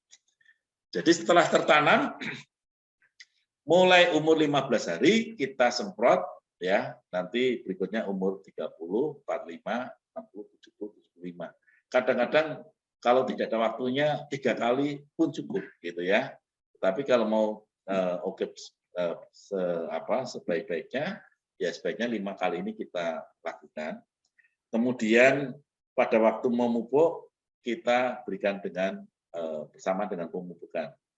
Bahkan kadang-kadang ini menjadi alternatif pilihan. Artinya begini, kalau nyemprot di sini tidak ada tenaganya. Ini yang terjadi banyak teman-teman kita di Sulawesi kan garapannya luas-luas. Kalau di Jawa 1 orang garap nggak sampai setengah hektar, di Sulawesi 1 orang bisa 5 hektar. Jadi bisa dibayangkan kalau 1 orang 5 hektar, 2 hektar, 5 hektar, 2 hektar kan orangnya yang kurang. Akhirnya apa? Kalau nyemprot sudah tidak ada tenaganya lagi. Akhirnya lebih banyak yang dicampurkan ke pupuk 2 kali diberikan, nanti nyemprotnya 1 kali. Terutama pada waktu ngisi ya. Nyemprot itu yang pertama 15 hari ini untuk menyiapkan anakan. Anakan itu sampai dugi. Anakan padi itu biasanya pada umur 15 sampai 20 hari. Kemudian nanti umur 30-35 hari itu untuk penyiapan primordia bunga. 45 hari itu waktunya padi bunting ya. Membutuhkan zat gizi yang banyak. Kemudian 60 hari itu menjelang berbunga. Kalau berbunga ingat tidak boleh nyemprot, tidak boleh masuk ke sawah. Karena nanti rontok bunganya nggak jadi kan menjadi masalah ya. Tunggu sampai pengisian bulir baru nyemprot lagi, baru masuk ke sawah lagi. Ya, jadi ada 2 pilihan, disemprot 5 kali, atau teman-teman di Sulawesi yang tidak ada tenaganya, dicampurkan ke pupuk, mumpuk 2 kali, dicampurkan, nanti disemprot sekali. Atau kombinasi menjadi lebih baik. Jadi pada waktu pupuk, NPK dicampurkan, kemudian jadwal semprot diikuti. Wah, ini luar biasa. Berikutnya. Ya, jadi perawatan tentu kita serahkan ke para petani karena itu sudah menjadi rutinitas mereka ya. Begitu ada tempat-tempat yang kosong berarti harus disulap.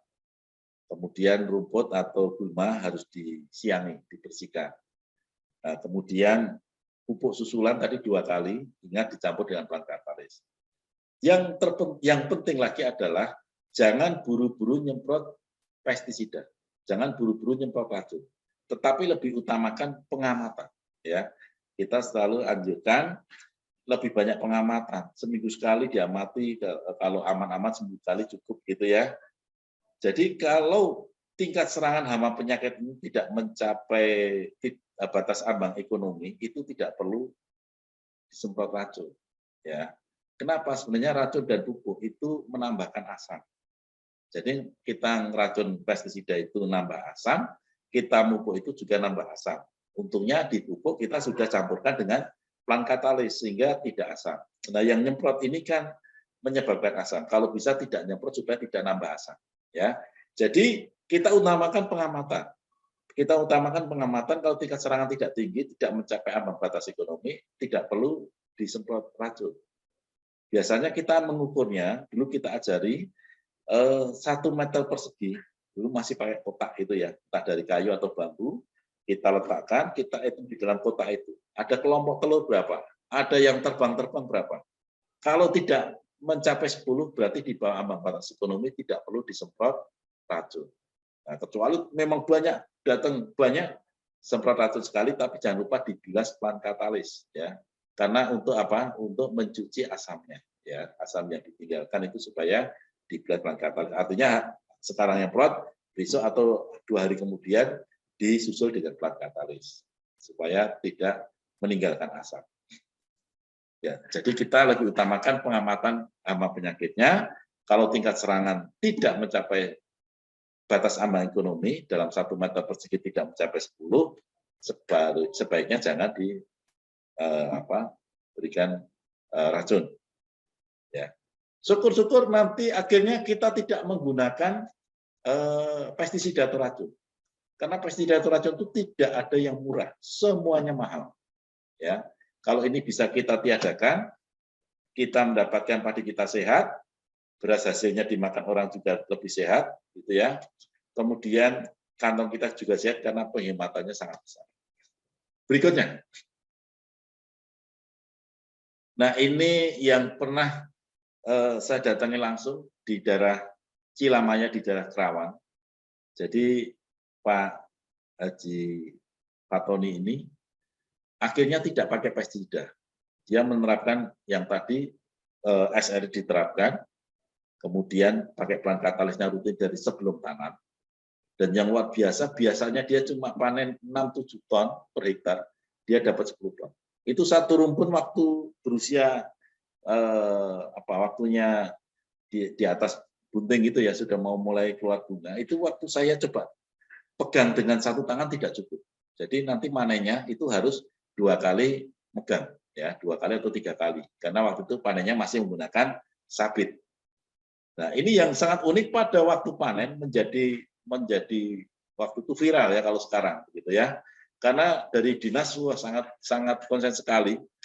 Karena apa? Karena menjelang panen di situ datang serangan warna yang sangat dahsyat. Yang bisa panen cuma dapat maksimal 3 ton. Tapi Pak Tony ini nggak pakai pestisida, panen 10 ton. Jadi waktu itu menjadi viral sekali ya. Sampai Pak Tony ini diajak kemana-mana untuk mendampingi pembicara kedua. Satunya entah mungkin dari dinas atau dari universitas itu ya. Karena beliau pernah cerita, saya pernah dengan profesor ini, dengan dokter ini suruh mendampingi. Jadi nanti setelah seminarnya ini saya disuruh menceritakan bagaimana padi saya tanpa pestisida bisa panen 10 ton, yang dulunya cuma 600 ton. Itu dipegang langsung solusi yang didapatkan. Nah, ini padi menjadi bebas pestisida. Berikutnya, ya, ini kenang-kenangan kita teman-teman di Sulawesi Selatan ya. Waktu itu Bapak Menterinya Pak Anton ikut langsung milih yang pakai plant katalis karena nampak bersih dan padinya nampak bagus. Ya, itu terjadi di 2007 ya, 19 Maret. Dan memang yang tadinya cuma mendapatkan 6,5 ton per hektar itu bisa mendapat dengan plant katalis dihasilkan 8,9 ton. Jadi naiknya 2 ton lebih. Bukan hanya itu, rendemennya pun meningkat dari yang 50 menjadi 65%. Nah, ini tentunya perlu diperhitungkan ya bagi para pengambil keputusan. Syukur-syukur Bapak Ibu sekalian ada channelnya ya ke dinas-dinas pertanian. Berikutnya. Nah, ini yang dulu kita pernah undang di Zoom ya,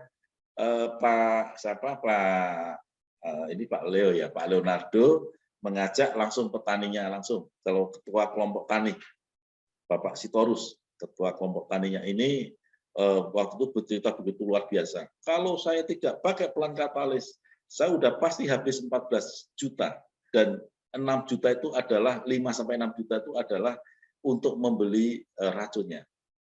Ternyata setelah pakai plant katalis, yang 6 itu bisa dihemat, tidak pakai. Dan yang luar biasa, pada saat kurang air, ternyata padinya panen dengan sangat bagus. Pada saat kurang air, yang banyak yang mengalami panennya menjadi buruk, tidak sesuai dengan target, ternyata dia panen dengan sangat baik. Itu membuatnya terkaget-kaget. Ini Pak pengalaman dari Pak Sitorus ya, binaan dari Pak Leonardo di Sumatera Utara. Ya, berikutnya.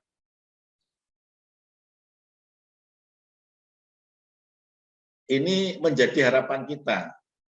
Bapak Ibu membina satu kawasan, satu desa, ternyata menyebar dan bagus, sehingga wah, hampir seluruh desa itu dalam skala yang luas pakai.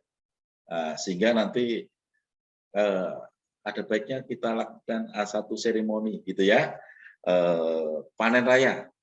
Nah, ini menjadi harapan kita. Tentunya ya dengan luasan yang memadai. Kalau luasannya tidak memadai kan sayang, gitu ya. Jadi di situ nanti bisa juga menjadi ajang apa? Yang lain-lain bisa menampilkan hasilnya, bisa saling belajar. Ya, contohnya ini yang dulu terjadi yang kita lakukan di Lampung. Selain dari masyarakat atau petani padinya rata-rata meningkat 2-3 ton per hektar, ternyata yang lain yang pakai juga unjuk gigi juga. Bagaimana kacang panjangnya itu meningkatnya 2 kali dari yang biasanya, dari 300 menjadi 640. Jeruknya itu juga satu pohon juga meningkatnya hampir 2 kali. Biasanya satu pohon cuma dapat 40-50 menjadi 75-94. Timunnya juga demikian. Dan beberapa lain, yang tanaman yang lain juga. Nah, ini harapan kita, binaan kita meluas, sehingga ada saatnya juga kita bisa lakukan panen raya supaya makin menarik begitu ya. Ya, berikutnya. Nah, ini angka moga-moga tidak membuat tidak membuat bosan, tetapi ini yang kita dapatkan dari BPS. Jadi rata-rata kalau di yang warnanya biru, jadi huruf yang warna biru, yang A dulu ya, yang A itu ongkos atau produksi itu 13,5-an juta untuk padi sawah, padi ladang 8,4 ya. Ini termasuk sewa diperhitungkan. Kalau tadi penggarap sewanya itu dikeluarkan, sehingga ketemunya 10 jutaan gitu ya. Jadi ongkos produksinya itu di tahun 2017 itu 13,5 ya untuk padi sawah. Kemudian hasilnya ini hasilnya masih angka yang belum yang terkini 4,6 ya, tadi kita bisa dapat 5 lebih, ini 4,6. Nah, sehingga dengan harga 4.000 mendapatkan berapa itu? 18,5 juta. Nah, kira-kira seperti itu. Ya, 18,5 juta, sehingga keuntungannya sangat tipis. Ini yang kita dapatkan data dari BPS, ya, Biro Pusat Statistik.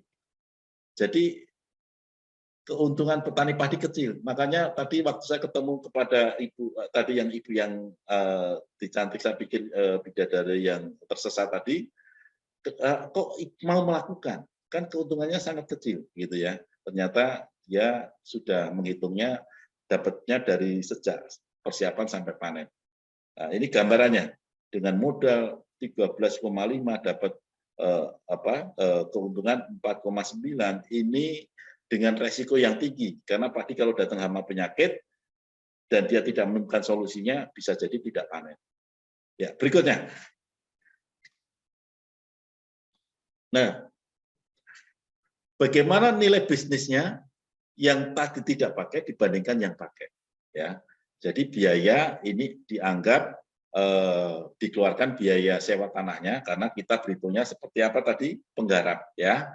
Dikeluarkan biaya sewa tanahnya, jadi biayanya ternyata padi kalau tidak pakai plant katalis tetap harus pakai pestisida, dan ternyata itu tidak lepas dari 10 juta.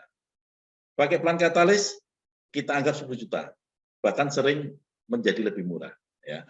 Hasil gabah kering panennya ternyata 6,5, ya, yang terkini karena BPS malah lebih rendah lagi.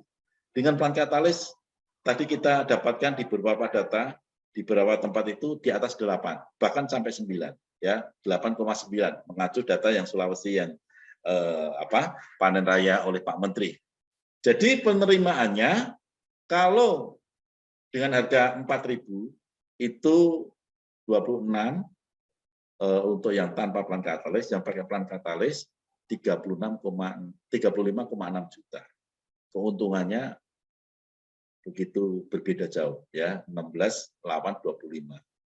Nah, sehingga keuntungan per bulan menggunakan plant katalis ini menjadi besar. Yang tanpa 4 juta, yang dengan plant katalis 6,4 juta.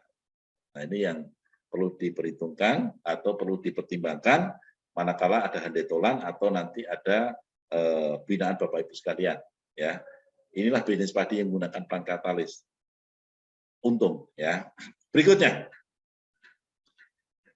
Ya. Ini kalau mau main yang lain. Bisnisnya beras hitam pakai plant katalis. Ya, jadi saya juga pernah melakukannya. Kenapa? Karena kita punya pasarnya. Kita di kota banyak orang pengen barang-barang yang sehat, barang-barang yang tidak biasa. Kalau beras putih itu sudah dianggap biasa. Dicari beras yang tidak biasa, beras yang kadar karbonya rendah, ya, kadar gulanya rendah. Sama-sama biayanya. Tadi kita anggap sama-sama biayanya tanpa sewa tanah, karena kita anggap bahwa diri kita itu penyewa, ya. Dan ternyata kalau padi putih dapat berasnya, kalau tadi gabah sekarang dapat berasnya itu 2,5 ton per hektar. Jadi kalau 2,5 ton itu kira-kira gabahnya 6 ton. Ini 2,5 ton sudah jadi beras putih. Beras putih harganya berapa? 10.000. Nah, saya nanam beras hitam. Beras hitam 1 ton pakai plant katalis 1 hektar bisa 2 ton. Ya, waktu itu saya tanamnya ya tentu tidak sebesar itu ya, 1/5-nya begitu ya. Jadi kita jual dengan harga 20.000 saja per kilo kepada di kalangan kota. Kalau saya kan lebih mudah karena banyak ketemu karyawan. Ternyata berbedanya makin jauh. Yang beras putih, beras biasa yang biasa ditanam petani itu 25 juta per hektar. Padi beras hitam 40 juta per hektar. Keuntungannya juga menjadi berbeda jauh. Dikurangi biaya tinggal 15 juta, padi beras hitam 30 juta. Nah, ini bisa dipertimbangkan, ya. Termasuk tadi pengen membuat tabu lampot tapi tidak tabu lampot, padi lampot. Tapi ingat berasnya jangan beras putih, itu beras biasa. Coba dengan beras hitam ya. Syukur-syukur nanti kalau dapat bibit dari luar negeri ya, benih dari luar negeri contohnya tadi basmati atau beras yang untuk sushi Jepang dan lain-lain itu ya, itu tentu akan unik. Berikutnya.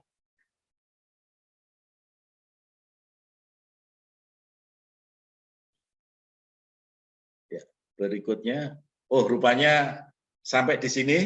Semoga bisa diterima penjelasan dari kami, dari saya. Terima kasih dan waktu saya kembalikan ke Pak Imam ataupun Sis Dewi. Silakan. Oke, terima kasih Pak Suryo. Kita berikan tepuk tangan kepada Pak Suryo yang sudah mempresentasikan tentang bagaimana membuat padi dipanen, hasilnya mantap dan biayanya hemat ya. Itu luar biasa ya. Mudah-mudahan yang di sekitarnya ada tanaman-tanaman padi ya semakin semangat memasarkan bahan katalisnya. Baik, saya kira ada yang ingin bertanya pasti ini ya. Tadi sempat disimak bagaimana menanam padi dengan hemat dan hasil panennya mantap. Silakan, mungkin yang sudah menyimak atau yang belum sempat menyimak setengahnya, silakan bertanya di chat room. Belum ada pertanyaan ini, boleh langsung silakan. Ya, selamat sore Pak. Sore, Pak siapa nih? Nababan Pak. Tinggal di mana Pak Nababan? Ya, selamat sore Pak Nababan. Mang Pulau Bintan. Pulau Bintan. Oh, Pulau Bintan. Wah, mantap ya. Silakan pertanyaannya. Iya, saya baru ikut bergabung 1 minggu Pak. Yes. Ya, saya sendiri petani juga, tanam kelapa hibrida. Ya, jadi tanam kelapa hibrida ini saya baru coba udah kemarin kalau ketentuan di bungkusnya 1 batang itu 10 sampai 50 gram Pak ya per batang ditanam ya. Untuk kelapa 10 sampai 20 cukup Pak. 10 sampai 20 saja cukup. Oh 20 gram sudah cukup Pak ya? Ya untuk di tanahnya ya 4 bulan sekali. Ya ditanam Pak ya? Ya. Oke cukup. Terus ya. nanti di pelepahnya Bapak kasih ya. Siap. Terus untuk disemprot juga ke daun. Ya. Ke daun itu kan ada takarannya itu untuk 15 liter dia berapa sendok Pak? Ya, kita anggap 15-16 itu 4 sendok takar. 4 sendok Pak Jadi ya? dengan 2,5 gram per liter. Ya. Oh iya. Jadi kalau kita udah pakai plant katalis ini, apa masih kita butuh pupuk seperti NPK dan sebagainya, Pak? Iya, Pak. Saya langsung jawab Pak Imam ya. Jadi silakan, sebaiknya karena kita mau mengeksploitasi buahnya sebanyak mungkin, sebaiknya asupan energinya juga ditambahkan, Pak. Jadi entah Bapak dalam bentuk kompos, kemudian tambahan sedikit NPK itu diberikan supaya nanti Bapak lihat hasilnya besar Pak ya. Karena pengalaman mungkin Bapak sempat lihat di catatan itu yang terjadi di Bali itu 50 sampai 60 pohon yang biasanya dapatnya 200 itu dapat 1000. Oh. Ya. Kelapanya kebetulan baru berumur 3,5 tahun, Pak. Jadi belum berbuah. Ya. Berarti 10 ya. Nanti ya, baru 20. Baru 3,5 tahun. Ya, jadi sekarang ini dia masih belajar pembentukan batang. Ya. Ya, berarti tetap saya harus pakai pupuk NPK seperti biasa dengan ukuran yang sama, Pak ya? Boleh dikurangi, Pak. Boleh dikurangi. Ya. Boleh dikurangi. Ya, saya pikir kalau pemakaian saya yang sama, saya tambah plant katalis berarti jadi double, Pak ya? Nanti kalau sudah berbuah banyak, karena buah dipetik itu butuh asupan energi yang cukup, nah itu pupuknya dikembalikan ke porsi oke, Pak, gitu, supaya mengimbangi. Oh gitu Pak ya. Siap. Jadi kalau untuk kita khusus plant katalis ini pupuk tanamnya berapa durasi waktunya berapa lama lagi Pak kita boleh pakai lagi? Untuk kelapa Bapak itu tiap 4 bulan Pak yang ditanam. Ya, tiap 4 bulan ya, 4 bulan. Kalau untuk penyemprotan Pak? Penyemprotan sebulan sekali cukup Pak. Sebulan sekali cukup. Cukup Pak ya. Itu seterusnya kita pakai selamanya.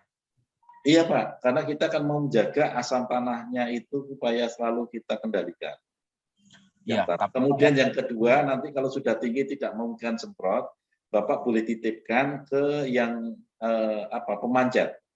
Ini yang di Bali pemanjat, jadi dibungkus pakai kertas koran 10 gram satu bungkus. Nah, pada waktu metik diselipkan ke pelepah paling atas lah, supaya nanti kalau datang hujan kertas koran ini kan basah Pak, basah, melarutkan, nanti merembes ke bawah-bawahnya. Nah, itu membantu penyerapan lebih baik. Ke pelepahnya Pak ya, kita kasih koran Pak tadi. Kertas koran untuk bungkusnya, kertas koran atau kertas tisu. Tapi kalau kertas tisu kan mudah sobek. Kalau kertas koran kan tidak mudah sobek. Teman-teman di Bali ini supaya nanti hasilnya terjaga terus banyak terus 1000-an per 50-60 pohon tadi dititipkan, diselipkan ke pelepah paling atas Pak. Oh, paling atas Pak ya, paling mungkin sekitar 4 atau 5 pelepah gitu ya? Iya. Oh, siap. Baik. Oh ya, saya juga Pak Nababan, sebentar. Maksudnya keras koran itu ada isinya plan katalis 10 gram Pak Nababan ya? Siap, paham. Ya. Oke. Kita koran kita dengan kasih 1 sendok lah Pak ya. 10 gram itu ya. Oke. Saya ada tanam jeruk limau juga Pak. Jeruk sambal, katanya jeruk sambal.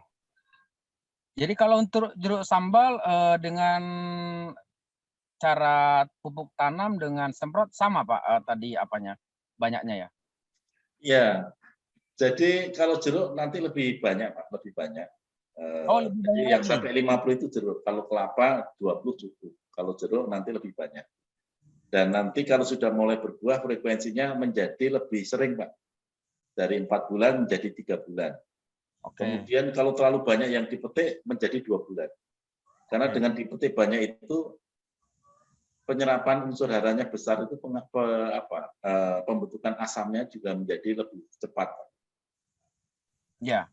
Berarti untuk durasi waktunya seperti itu. Untuk takarannya tetap Pak, sama dengan kelapa tadi ya? Ya, tapi nanti kalau sudah ini jeruk 30 rata-rata Pak. Kalau sudah di umur jeruk kan lebih cepat juga ya. Nanti 2 tahun sudah dipanen itu sudah mulai 30. Sudah, kalau jeruk saya memang 2 tahun sudah panen Pak. Ya, 20 itu sudah mulai 30 nanti ditingkatkan ke 50 Pak. Dan menjadi tiap 3 bulan. Oh, jadi kalau untuk penyemprotan dia itu justru malah 5 sendok gitu Pak, 50 gram Pak ya? Iya, untuk 4 sendok untuk tangki 15 atau 16 liter. Ukurannya tangki 16 liter. Ya. Jadi kebetulan saya baru bergabung, saya di bawahnya Pak Wira Pak. Pak Wira ini tinggal di Batam. Ya, Pak Wira, hebat itu. Pengetahuannya sangat bagus. Bapak di Bintan berarti ya? Ya, kami tetangga Pak. Dia Pulau Batam, saya Pulau Bintan. Jadi kalau Pak Wira kemarin bilang kalau justru jeruk itu Pak harus dikurangi, takutnya dia kuning. Tapi beliau mengatakan nanti coba di zoom langsung ke insinyurnya yang para ahli katanya kan. Berarti kan ini hasilnya berbeda yang saya terima ini Pak. Dari Pak Wira itu justru dikurangi dia punya dosis yang untuk 15 liter itu cukup 2 karena nanti itu bukan tanaman tua. Takutnya kuning dia punya daun katanya begitu Pak. Ya, jadi untuk tanaman pohon itu termasuk kelapa itu takarannya tadi per tangki 4 sendok ya, 2,5 gram per liter. Siap. Baik. Itu untuk disemprot ya Mas ya? Ya, untuk semprotnya. Ingat Pak Nababan ya, itu untuk disemprot ya. Ya, disemprot sama tanam Pak. Saya pakai 2 metode. Ya, betul, dua-duanya dipakai Pak. Tanamnya itu 30 karena jeruk Bapak udah di atas 2 tahun, 30 gram per pohon. Mulai petik nanti mulai dinaikkan menjadi tiap 3 bulan Pak. Tiap 3 bulan. Ya, karena jeruknya nanti akan banyak lebat, itu nyerap unsurnya juga lebih banyak, pengasamannya juga menjadi lebih cepat. Siap. Semprotnya 2 minggu kalau bisa. Baik. Kebetulan di Pulau Bintan ini belum ada yang saya dengar memakai produk CNI Plan Katalis ini Pak. Jadi saya coba dulu sekiranya memang ada perbedaan daripada yang biasa kami pakai, saya coba akan memasarkan ke petani-petani yang lain yang ada di Pulau Bintan. Ya, Karena mantap. Mantap. karena di Pulau Bintan ini tanahnya mengandung boksit, Pak. Jadi petani tidak banyak. Ya, Pak. Ya, karena tanah mengandung boksit, banyak tanah terlantar di Pulau Bintan ini, Pak. Tapi ya adalah beberapa persen dari daratan, sekitar mungkin 7 atau 8% ada juga yang bertani. Gitu, Pak. Mas Siap, Suryo ada saran di tanah yang boksit untuk menanganinya? Ya, ya kita anggap itu tanahnya yang tersisa memang bekas dari galian-galian itu ada beberapa dampak ya.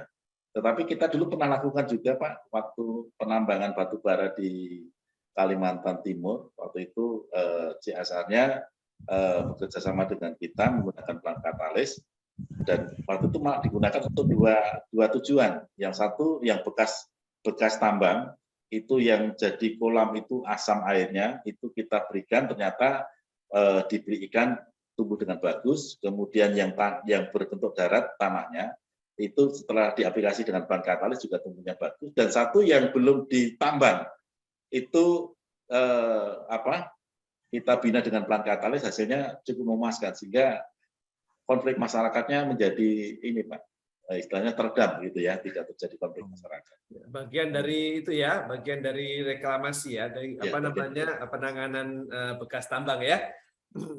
Oke, ya Pak Nababan, ada lagi pertanyaan Pak Nababan? Siap, untuk sementara sampai di situ, Pak. Nanti kalau apa saya ikut lagi, saya bertanya. Oh ya, jadi mohon izin, baterai saya tinggal 2%, mungkin nanti langsung mati. Mohon izin. Sebentar, mumpung Ya, belum Pak. mati. Terima kasih Pak Nababan. Mumpung belum mati Pak Nababan, nanti siapa tahu malam ini tambah penasaran, tolong lihat Facebooknya. Nah, Facebooknya apa Mas Suryo, diceritakan supaya nanti bisa belajar terus. Facebooknya Pak Imam ya. Kalau enggak masuk di grup Pak, nanti ada grup. Boleh, siap. Ya. Oke, Ya. siap. Nanti Ya, masuk ke Bapak. grupnya Nanti Plan Katalis Region 1 ya Pak Nababan ya. Oke, nanti kita kasih link nonton rekaman dari Zoom yang sudah ada, termasuk jeruk dan kelapa ya, supaya nanti Terima malam kasih, bisa ditonton. Pak Imam. Oke, siap. Terima kasih. Terima Selamat kasih. siang. Selamat sore. Selamat sore. Baik, Bapak sekalian, silakan di luar dari Pak Nababan, siapa yang tanya di luar, bukan di luar dari padi ya. Tadi karena kita kasih kesempatan Pak Nababan pendatang baru, jadi bolehlah kita kasih bonus ya. Yang lain mungkin ingin mendalami padi, karena tetap saja padi ini tentu adalah tanaman ideal para petani, khususnya di sentra-sentra padi.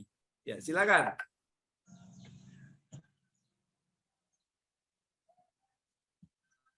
Wah, rupanya sudah paham semua nih Mas Suryo ya. Oke, silakan. Atau ada yang mungkin ingin testimoni, sudah mendapatkan berapa dari mempraktekkan praktek di tanaman padinya, atau pengen, waduh, kalau padi dibatasin padi, saya bertanya yang lain, boleh juga, karena kita harus mengembangkan terus pertanian kita. Silakan.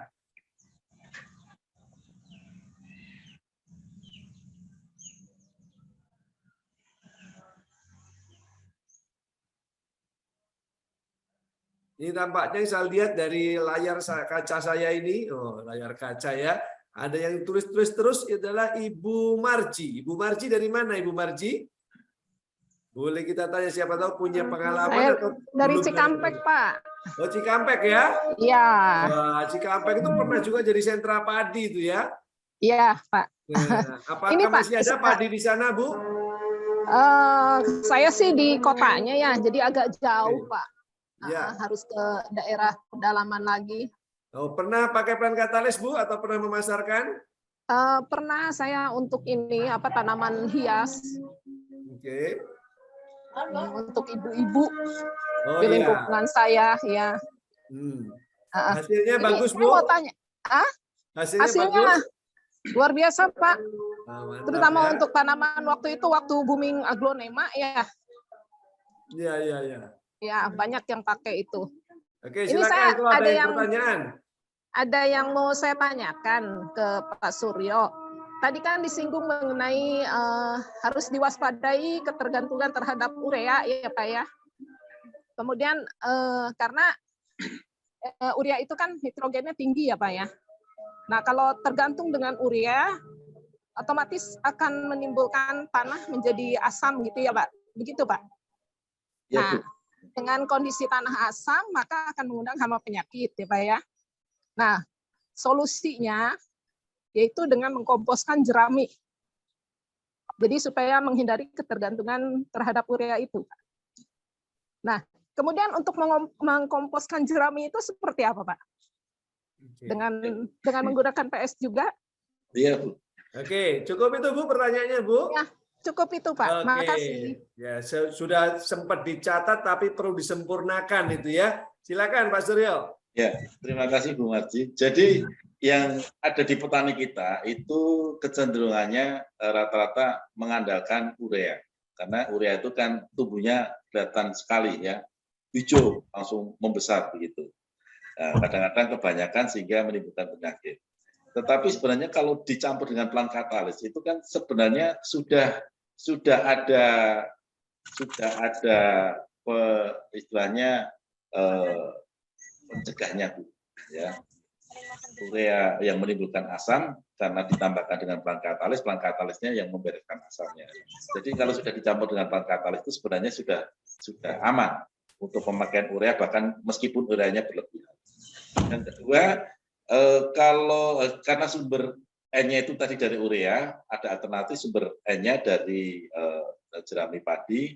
Makanya sekarang dengan alat potong padi yang motongnya pendek sehingga banyak banyak yang tertinggal itu sebenarnya akan menjadi sumber. Meskipun banyak yang belum juga menyadari bahwa itu membutuhkan proses dan menimbulkan asam di awal.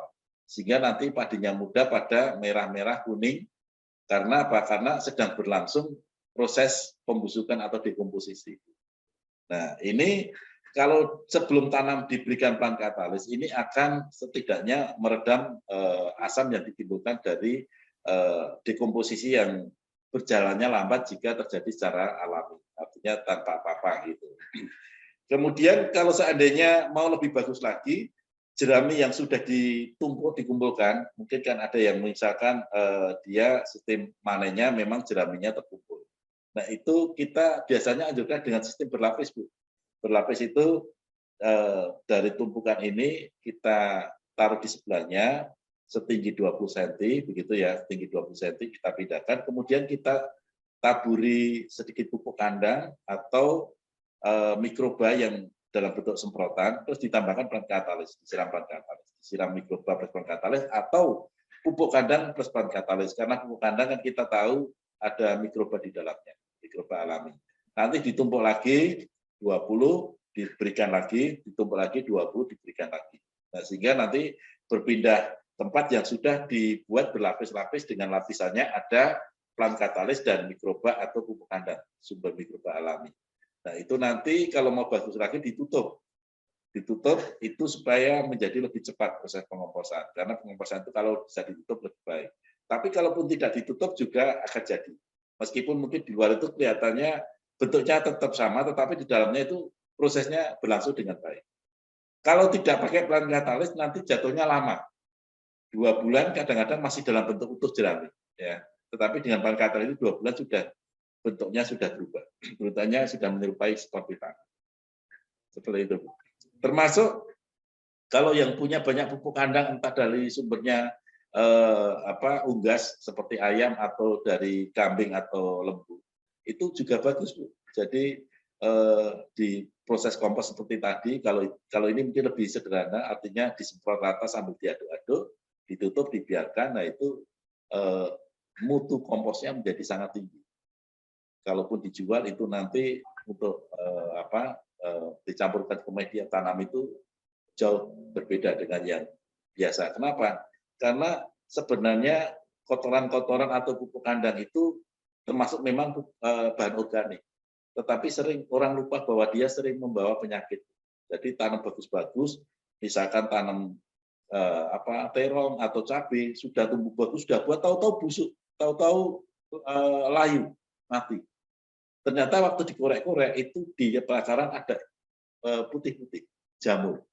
Itu terbawa dari kotoran atau pupuk kandang karena belum matang. Ya. Nah, kalau diberi bahan katalis dengan proses tadi itu akan bersih. Nah, sehingga kita mengamankan tanaman kita dari itu yang apa istilahnya jamur ataupun bakteri yang terikut karena pupuk kandangnya belum matang. Itu kelihatan kok kalau seandainya ada masalah itu biasanya ada pupuk kandang yang ada rambut-rambutnya. Nah, itu tumbuhnya jamur ya, jamur yang tumbuh dari pupuk kandang yang belum matang, belum difermentasi. Begitu, Bu. Ya, bagaimana Bu Marji? Sudah Iya. bisa dipahami? Bisa dipahami, Pak. Terima kasih banyak. Oke, mantap ya. Nah, memang apa yang ada di sekitar kita itu boleh dimanfaatkan sebagai tambahan unsur hara, tapi harus diperhatikan karena kemungkinan kompos itu atau pupuk kandang itu membawa jamur, maka gunakanlah peran katalis supaya bisa menetralisir asamnya dan mengurangi pertumbuhan jamur. Kira-kira seperti itu ya. Baik. Silakan kalau ada yang lain ingin bertanya.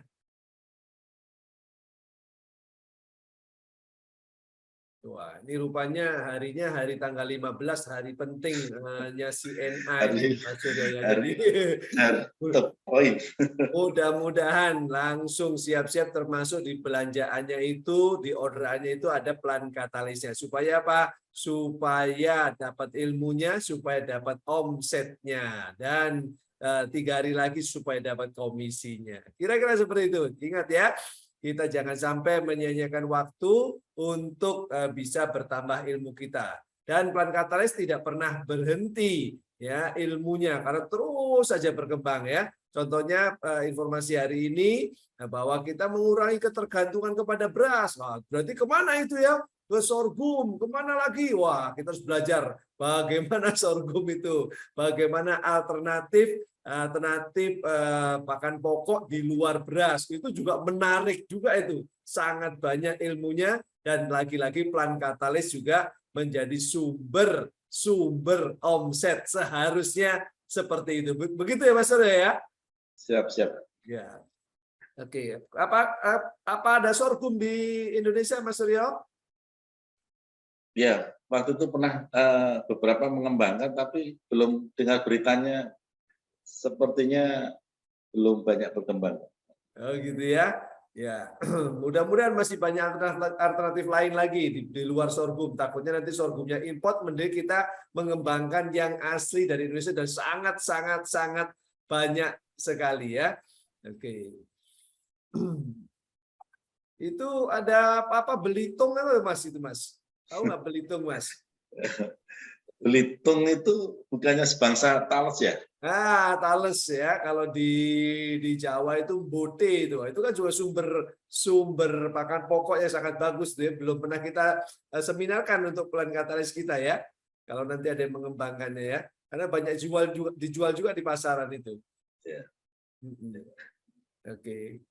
Atau mungkin nanti kita bahas kentang dan lain-lain ya. Masih terlalu banyak yang harus kita gali pengetahuan kita bertani dengan peran katalis. Silakan kalau ada ingin bertanya lagi, masih ada waktu sekitar 15 menit lagi. Kalau ada yang tiba-tiba ingin bertanya, saya khawatirnya nanti malam baru teringat pertanyaannya yang harus ditanyakan. Mas Suryo punya YouTube peran katalis ya? Atau video di sosmed peran katalis ya? Belum, Pak, belum. Belum ya? Karena itu baru bikin Ista kemarin juga karena dalam rangka ke Bali. Oke, mudah-mudahan ya, mudah-mudahan nanti kita bisa kembangkan supaya kita punya dokumentasi dan teman-teman mitra-mitra CNA juga kapan-kapan ingat langsung bisa diputarkan untuk mempelajarinya. Oke, silakan Bu sekalian kalau ingin bertanyakan. Coba saya hitung sampai 10. Kalau sampai 10 tidak ada, berarti memang sudah khatam ini hari ini, atau mungkin masih konsentrasi menghitung omset pada hari ini ya. 1. Seperti ujian ya. 2, 3, 4, 5, 6, 7, Ada yang baru menyalakan ini Bu Sulastri. Apakah mau testimoni atau mau cerita atau bertanya? Atau Ibu Badria? 8. Bu Badria? Oke, silakan. Saya stop dulu hitungannya. Bu Badria silakan kalau dinyalakan. Apakah ada pertanyaan? Silakan. Anu itu apa padi kalau apa itu kenalnya sudah ditanam tidak dari awal itu gimana? Oh, Berarti mungkin sudah waktunya nyemprot 15 hari itu baru saya mengenalkan gitu loh Pak. pertanyaannya apakah bisa menggunakan peran katalis Ya, tidak sejak awal? Nah, ya tiba-tiba maunya ada pas sudah berjalan. Ya. Ya, gimana itu, Mas Suryo? Ya, jadi kalau sudah terlanjur tanam, sudah ada umurnya, lebih baik terlambat daripada tidak sama sekali, Bu. Ya. Jadi lakukan semprot pada waktunya mupuk, kalau bisa waktunya mupuk malah dimajukan. Ini mupuknya masih 5 hari lagi. Sekarang aja, supaya apa? Supaya kita segera membereskan tanahnya. Ya, Mupuknya tanahnya. berapa hari? Kenapa, Bu? Mupuknya itu umur berapa hari? Ya, jadi kan mupuk tadi di umur 2 dan 5 minggu ya. Di antara 2 dan 5 minggu. 2 minggu itu antara 10 sampai 14, rata-rata di 14 hari. Nah, seandainya umur padinya sudah lagi 10 hari. Lagi 10 hari, nunggunya 4 hari kalau biasa mupuk. Dimajukan aja nggak apa-apa mupuknya. Jadi begitu kenal, mupuknya dimajukan supaya tanahnya segera dibereskan asamnya, Bu. Nah, nyemprotnya tidak nunggu 15 hari, disemprotnya di 10 hari itu juga supaya istilahnya kita memberi nutrisi lebih awal dulu, ya supaya lebih sehat, lebih awal. Karena kita sudah telat, baru kenalnya setelah padinya tertanam. Ya. Dimajukan aja nggak apa-apa. Pupuk Ya, jadi pupuknya seperti biasa itu ditambah peran katalis gitu. Ya, pupuk biasa ditambahkan peran katalis. Tadi sudah ada ya Pak ya ukurannya tadi ya. Ya, jadi 1 hektar itu 1,5 sampai 3 kilo. Karena di awal belum sebaiknya pakai yang 3 kilo. Kalau sawahnya 1.000 meter berarti 1/10-nya. 1/10 dari 3 kilo berarti 300 gram, 3 on. Kalau sawahnya 2.000 berarti 1/5-nya. Berarti 6 on. Ya. Ya Pak, terima kasih. Sama-sama Ibu. Ya, mudah-mudahan tadi sempat mencatat ya, Bu Badria ya, takaran-takarannya ya. Kalau nanti pengen lihat lagi, nanti minta sama Bu Cecil PDF-nya ya, materinya supaya dipelajari lagi. Jadi kemanapun kita pergi, kita pasti punya peluang asal ada tanah kosong mau ditanamin, ya cocok lah pelan katalis. Asal ada tanaman sudah tertanam, cocok juga pelan katalis kita ya. Selalu seperti itu karena asumsinya itu adalah tanahnya harus segera dibereskan asamnya, terus tanamannya perlu ditambah unsur hara atau tanda kutip gizinya. Kira-kira seperti jangan tunggu sampai panen baru diulang lagi, kelamaan ya, nunggunya kelamaan. Kira-kira begitu Bu Badria. Ya, terima kasih Pak. Terima kasih. Baik, ada yang menyalakan kamera lagi nih Pak Katma tulisannya. Betul? Apakah ada pertanyaan Pak? Atau bagaimana? Silakan dinyalakan mic-nya.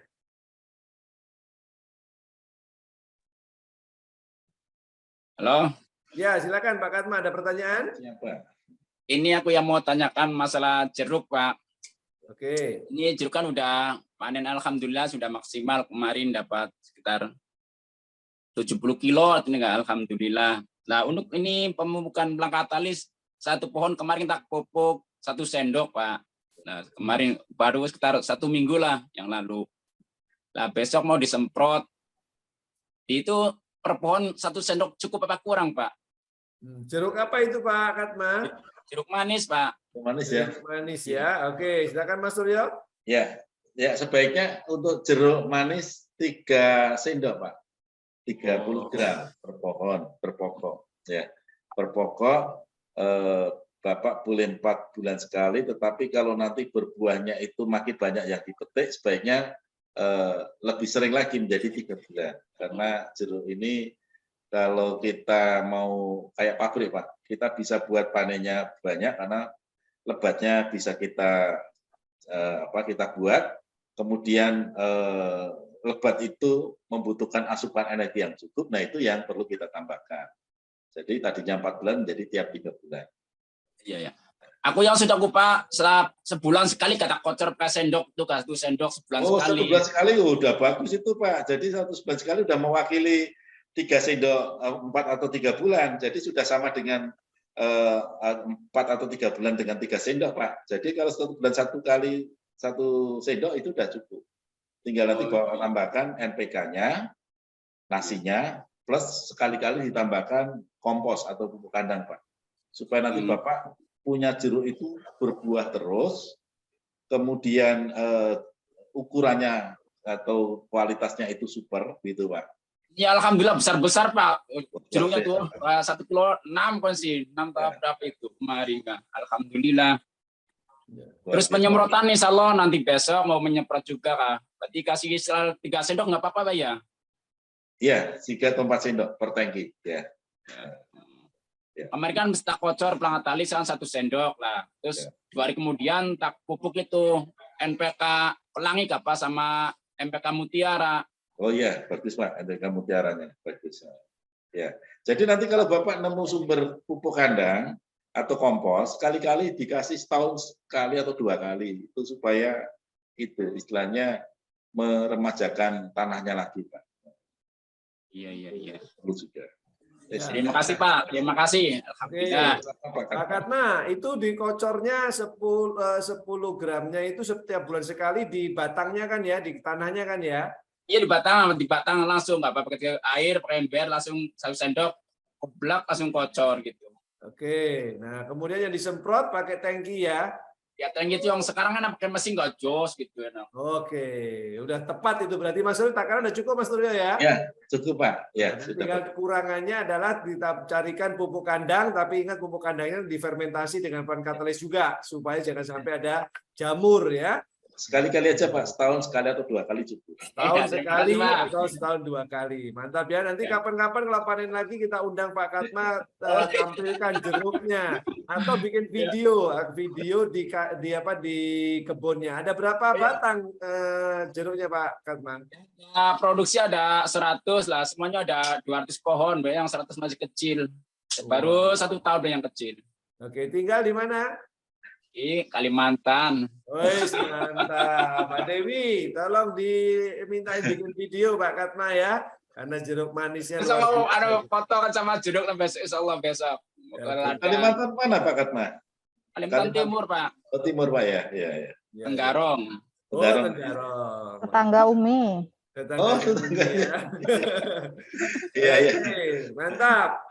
Kapan-kapan bikin videonya Pak Katma ya. Ini aku posisi di kerjaan nih Pak, di kerjaan ini. Gimana? Posisi di kerjaan ini di perusahaan sedang kerja. Oh iya. Bapak. Ada waktu aku sempatkan ini buat meeting.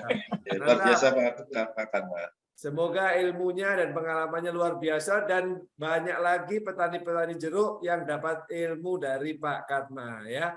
Alhamdulillah. Banyak Pak petani udah pada pakai. Oke. Sip. Baik, Bu sekalian, terakhir ada lagi yang ingin bertanya? Pak Imam, boleh tanya lagi enggak? Oke, boleh bonus buat Bu Marji, silakan. Iya. Ini aplikasi PS untuk pohon durian. Wis. Ya. Ya, teman saya tuh punya beberapa pohon durian tapi udah besar gitu. Cuman dia udah bentuk buah tapi jatuh gitu, nggak sampai membesar gitu. Oke. Itu saya mohon solusinya dari Pak Suryo. Ya. Oke, Makasih. silakan Mas Suryo, pohon durian ya. Ya Bu. Ya, jadi plant katalis itu biasanya berpasangan dengan NPK ya. Saya pernah punya cerita, mungkin Ibu bisa buka juga nanti di rekaman Zoom kita yang tentang durian kalau nggak salah, atau buah musiman, karena termasuk buah musiman. Jadi waktu itu saya diajak ke kebunnya karena ada 4 hektar kebun durian montong. Kemudian beliau ini menanyakan, ini kurangnya apa? Saya bilang ini kurang makan Pak, kurang gizi. Wah, agak sedikit ini ya. Coba Bapak tengok, itu ada NPK-nya, NPK mahal. NPK Yara atau Mutiara. Mungkin ditabur satu pohon bisa setengah kilo atau 1 kilo, terus pupuk kandangnya banyak. Jadi kurangnya apa lagi? Pupuk kandang sudah, karena dia punya peternakan, itunya NPK-nya NPK yang mahal. Kita bawa alat pH tester, kita colok. Di situ angkanya 3 sampai 3,5. Ini masalahnya, Pak. Kenapa? Karena lambungnya tidak dibereskan. Jadi mau dikasih makanan apapun, biarpun mahal, biarpun baik, tidak menjadi manfaat. Jadi akhirnya setuju dibereskan dulu lambungnya. Kan kayak kita kalau lambungnya sedang asam bermasalah tentu menjadi masalah yang lain. Jadi silakan pilih mau pakai dolomit dalam jumlah yang berton-ton atau pakai plant katalis. Akhirnya pakai plant katalis. 4 hektar pohon durian montong. Nah, dan ternyata waktu 6 bulan saya ke situ, pemakaian sudah 2 kali, ternyata hampir semuanya berbuah. Setelah menunggu 10 tahun, hanya 1 yang berbuah, ini semuanya hampir berbuah. Dan 6 bulan kemudian datang ke situ, kebetulan waktu itu musimnya hampir habis, ternyata berbuahnya lebat. Ya, jadi kuncinya apa? Kita cukupkan dulu zat gizinya. Zat gizinya itu NPK, kemudian plant katalis. Sekali-kali kayak jeruk tadi diberikan tambahan pupuk kandang. Ya, NPK-nya untuk pohon buah yang bagus Mutiara tadi ya, atau Yara istilahnya NPK yang kalau adap NPK Ponska itu kadang-kadang kurang cocok untuk buah ya.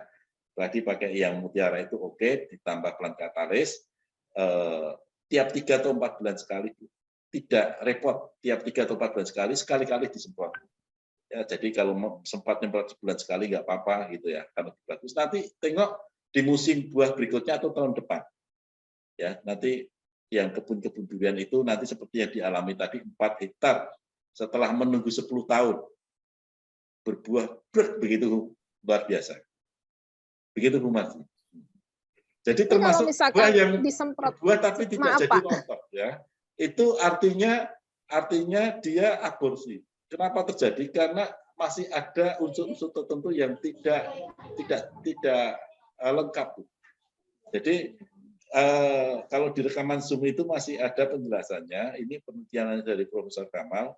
Jadi untuk menghasilkan bunga sempurna itu membutuhkan zat gizi yang istilahnya lengkap dan cukup.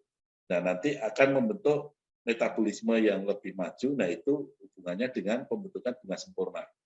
Bunga sempurna itu yang akan menjadi buah dan yang buahnya itu tidak mudah aborsi, terjadi rontok bunga atau buah. Dengan catatan tanamannya sehat, zat gizinya atau keseimbangan unsur dalam tubuh tanaman itu tercapai.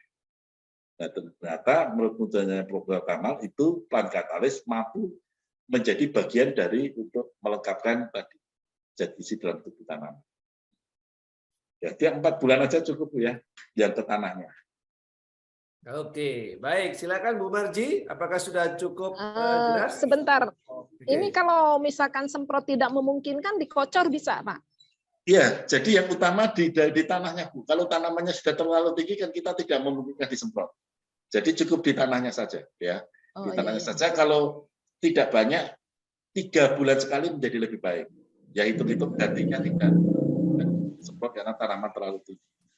Meskipun sekarang sebenarnya durian-durian sekarang itu dibuat supaya dipotong batang utamanya supaya tumbuhnya itu istilahnya merimbun ke samping. Nah, sehingga masih memungkinkan, mungkin tidak seluruhnya bagian bawah masih memungkinkan disemprot atau ada alat semprotnya yang bisa menembak agak lebih jauh gitu. Jadi sekali-kali aja nyemprotnya. Nah, kalau memungkinkan, kalau tidak memungkinkan, yang penting di dalam tanahnya itu harus kita bereskan asam lambungnya tanah tadi. Gitu. Ya, baik. Oke, Ya, saya kira terima kasih, Pak Suryo. ya, pohon durian lama itu tinggi-tinggi, pohon durian baru itu tidak tinggi-tinggi ya, tapi sama-sama lebatnya. Itulah ilmu berkembang terus. Baik. Karena waktu sudah 15.45, saya yakin semua sudah resah untuk segera order apapun produksi NE termasuk plant katalis. Dan hari ini kita dapat tambahan ilmu dari Pak Suryo tentang padi lagi. Pertanyaan sudah menyimpang ke sana kemari tapi tidak bermasalah. Yang penting kita benar-benar melihat peluang plan katalis kita itu sangat meluas. Kebutuhannya juga pun sangat banyak sebenarnya ya. Baik Bapak sekalian, terima kasih kehadirannya dalam acara Zoom Plan Katalis tentang padi ya, panennya mantap, biaya hemat itu memang tujuan diadakan Plan Katalis kita. Mudah-mudahan kita dapat inspirasi hari ini dan bertambah ilmunya, bertambah prakteknya, bertambah omsetnya, bertambah income-nya. Setelah itu jangan lupa segera belikan health food supaya kita juga menjadi sehat. Jadi kita jadi sehat dan sejahtera. Terima kasih Pak Suryo, terima kasih para mitra-mitra CRI yang hadir di sini. Sampai jumpa lagi di Plan Katalis berikutnya. Assalamualaikum, selamat sore. Salam, makasih Pak Suryo, makasih Pak Imam. Baik Bapak Ibu, Terima kasih mari berikan semuanya. aplaus dan tepuk tangan yang meriah untuk Pak Suryo dan Bapak Imam Supriyadi. Terima kasih Pak Imam, Pak Suryo atas ilmunya. Pak Imam, Terima kasih Bu Dewi. Jangan teman-teman lupa Bapak semuanya. Ibu yang membutuhkan produk katalis sudah tersedia ya, sudah bisa dibeli secara bebas. Silahkan diborong selagi ada. Jadi kalau nanti sedang terbatas produknya, kita bingung, pusing carinya kemana. Nah, mumpung sekarang tersedia, segera dipersiapkan stoknya ya. Silahkan. Dan bagi yang belum tutup poin di P1 Agustus, silahkan Bapak Ibu sebelum DC dan sales counter atau MSO dan MCNI ini sudah lewat waktunya ya, masuk P2 Agustus. Baik, terima kasih atas kehadirannya Bapak Ibu. Salam sukses. Terima kasih. Semuanya. Terima kasih, silakan kalau ada yang Terima kasih, Pak Imam. Terima kasih Pak Imam, makasih Pak Suryo, Bu Terima Dewi. kasih Pak Bu Haji, Suryo. Pak Kasma. Sehat selalu semuanya. Sehat selalu Pak Katma. Dikirim ke Tarakan tuh jeruknya Pak Katma. Iya. Iya, jeruknya Belakang banyak, Bu. Pak Katma. Tanpa Bu hutan Sulastri. ketemulan kelangan. Kalau Bu Sulastri kan sudah di Kalimantan Utara ya sekarang. Ya. Kalau Bu Sulastri sekarang bagian Kalimantan Utara atau masih timur, Bu? Iya Pak, sorry enggak kedengaran.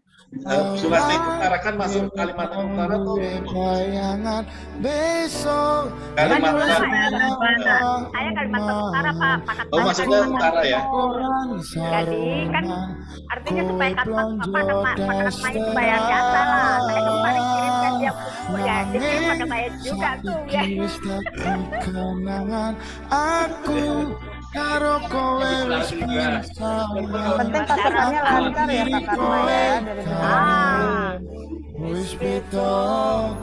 Iya Pak Suryo, terima kasih banyak. Saya sebenarnya banyak pertanyaan tentang padi, tapi karena teman-temannya lain dan kesempatan yang lain. DJ musik. Orang lain. Ada best talent vokal dan cek. Oke, terima kasih Bapak Ibu atas kehadirannya ya. Sampai jumpa di Zoom Katalis 2 minggu lagi. Selamat sore. Wassalamualaikum warahmatullahi wabarakatuh. Barengan bendino sayang-sayangan, sedih lan kebahagiaan dilewati tahun-tahunan.